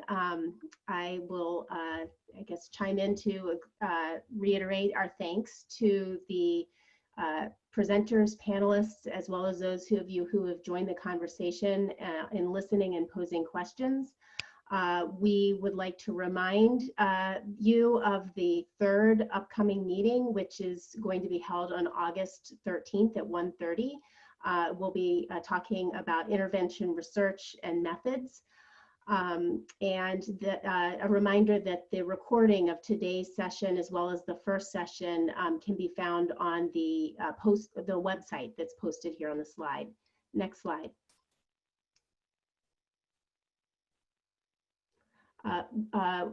One of the unfortunate adjustments to the changing of the modality to a virtual meeting format was that we are unable to hear from the poster presenters who had been selected to present at the formal two-day meeting. So we wanted to highlight a number of the posters that had been selected to present at the Dementia in-person meeting, as well as note that there will be a poster session that is upcoming. The details are, I believe, on the next slide, on August 7th. So we hope that many of you will choose to join us to participate in the virtual poster session. Next slide. And then we just wanted to, I guess, finish by thanking all of the individuals who have provided comments throughout the process, through the initial request for information more than a year ago, through today's meeting, and that we are continuing to welcome comments through the website that's listed here related to questions that you may have for the upcoming meeting related to the themes. Questions that you'd like to pose to the presenters, as well as suggestions about the gaps and opportunities that we, as a steering committee, will address and reflect on in making revisions to the draft gaps and opportunities that have been presented in the slide. And David, I'll turn it back over to you so you can have the very last word. Yes. I've been following the number of participants on the screen here. And yeah, although not everybody was able to stay until the end, the vast majority were. And thanks for hanging in there with us. Thanks for willing to accommodate a virtual summit. And we still have one more round to go, one more session. And the first two set of speakers and panelists and co-chairs have set a high bar, but we have great confidence in the third session speakers. So enjoy the rest of your afternoon. We'll see you on August 13th. Thank you so much.